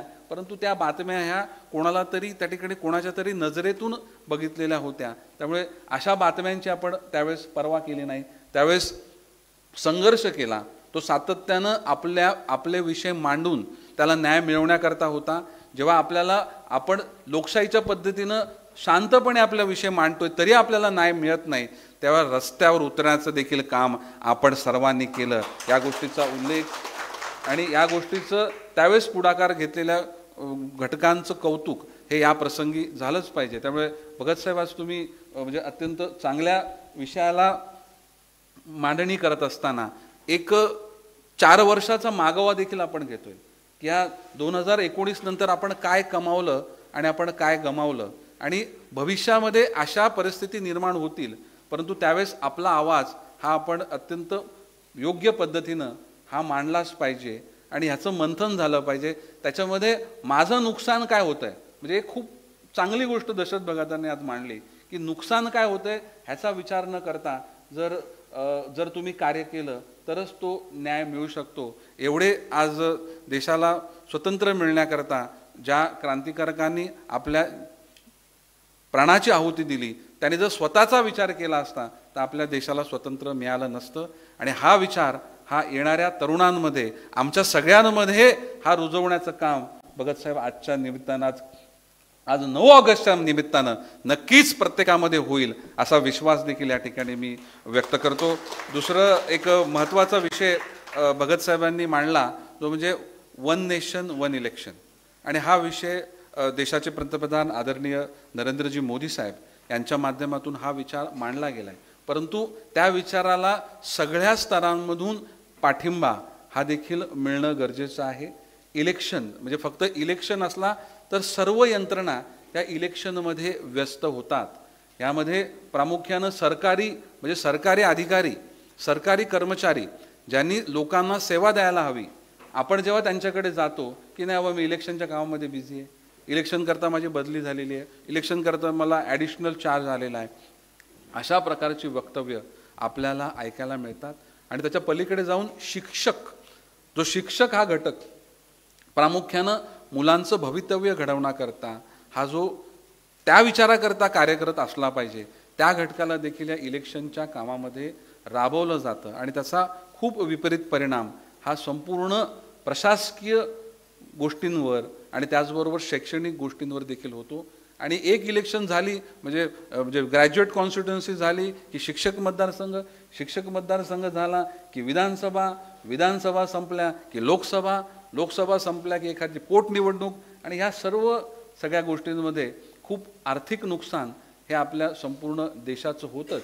परंतु त्याचबरोबर व्यवस्थेमधून एक चांगल्या सुविधा आणि ज्या कामांकरता अधिकाऱ्यांना म्हणजे नियुक्ती केलेला आहे त्यावर देखील एक कुठेतरी रोख त्या माध्यमातून येतो.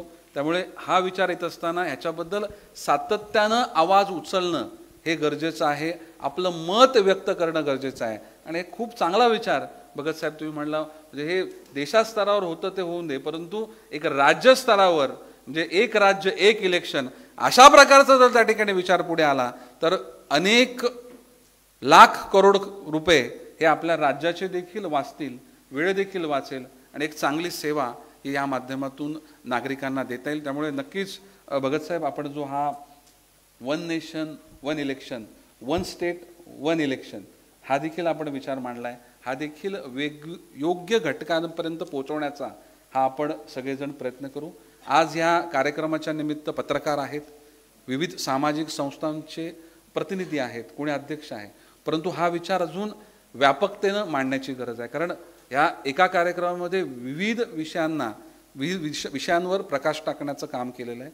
जर टाउन प्लॅनिंग विषय असेल तर मग टाउन प्लॅनिंगचे तज्ज्ञ, मग ते म्हणजे ग्लोबल स्तरावरचे असतील, देशस्तरावरचे असतील, राज्यस्तरावरचे असतील, शहर स्तरावरचे असतील, यांच्या समवेत एक विचार मंथन आणि त्यांच्यामध्ये एक डिबेट, एक वैचारिक ठेवण भगतसाहेब ठेवणं गरजेचं आहे. कारण तुम्ही एवढे विषय मांडले आहेत की म्हणजे प्रत्येक आठवड्याला किंवा प्रत्येक महिन्याला 2 विषय घेऊन आपण पुढे गेलो आणि वर्षानंतर त्याचं आपलं उद्दिष्ट काय साध्य झालं, ह्याच्यामधून काय आपलं फलित झालं काय, याचा आढावा आपण घेतला तर अशा वेगवेगळ्या विषयांना आपण न्याय देऊ शकू.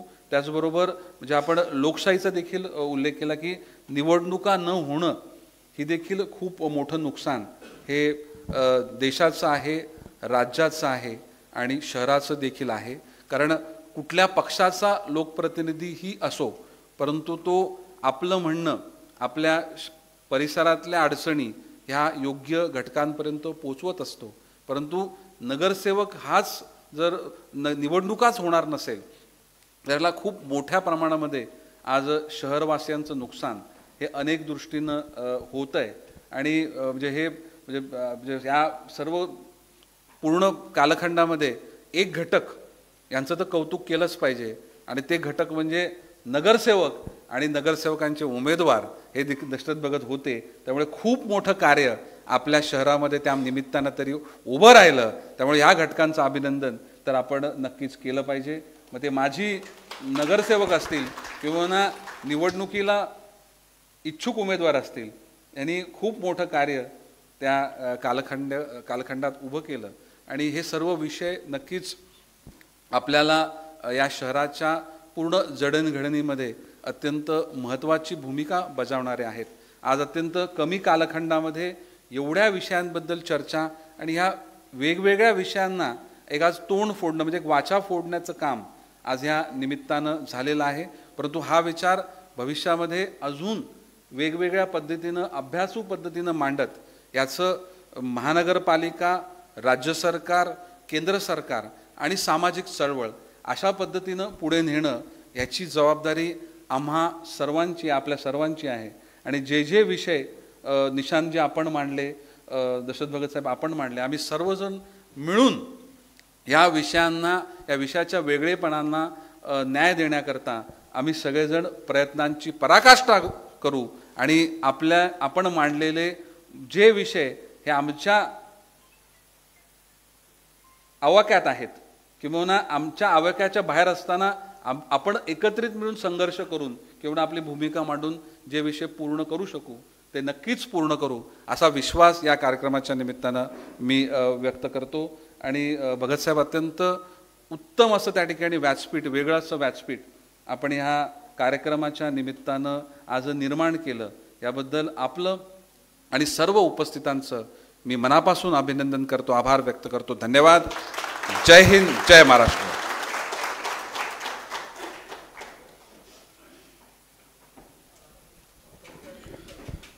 या कार्यक्रमाच्या आयोजनाबद्दल आदरणीय संदीपजी नाईक यांनी थोडं 2 मिनटं थांबा. अजून कार्यक्रमात एक सत्र बाकी आहे, औपचारिकता, आभार प्रदर्शन. आपण कार्यक्रमाच्या आयोजनाबद्दल जे स्तुती केली त्याबद्दल धन्यवाद. आपल्या माध्यमातून आपण नवी मुंबईकरांच्या बद्दल किती पोटतिडकीने विचार करतात ते देखील आपल्या वाणीतून आपण या ठिकाणी व्यक्त केलं, ते देखील इथून आम्हाला घेण्यासारखंच आहे. सोबत तुम्ही या आपल्या प्रमुख भाषणामध्ये हे सुद्धा उल्लेखित केलं की मी दशरथजी भगत व निशांतजी भगत आपण जे विचार मांडले ते आपल्या माध्यमातून व आपल्यासोबत राहून आवाक्याच्या व आवाक्याच्या बाहेरील जे विषय आहेत ते त्या स्तरावर या शहरामधील विविध घटकांपर्यंत गावोगाव शहर झोपडपट्टी या विभागांमध्ये ते रुजवण्यासाठी आपण या ठिकाणी प्रयत्नशील राहाल असं देखील आपण आश्वस्त केलं. मी विनंती करतो या कार्यक्रमाच्या सरतेशेवटी आभार प्रदर्शनासाठी संजीवजी भगत यांना विनंती आहे.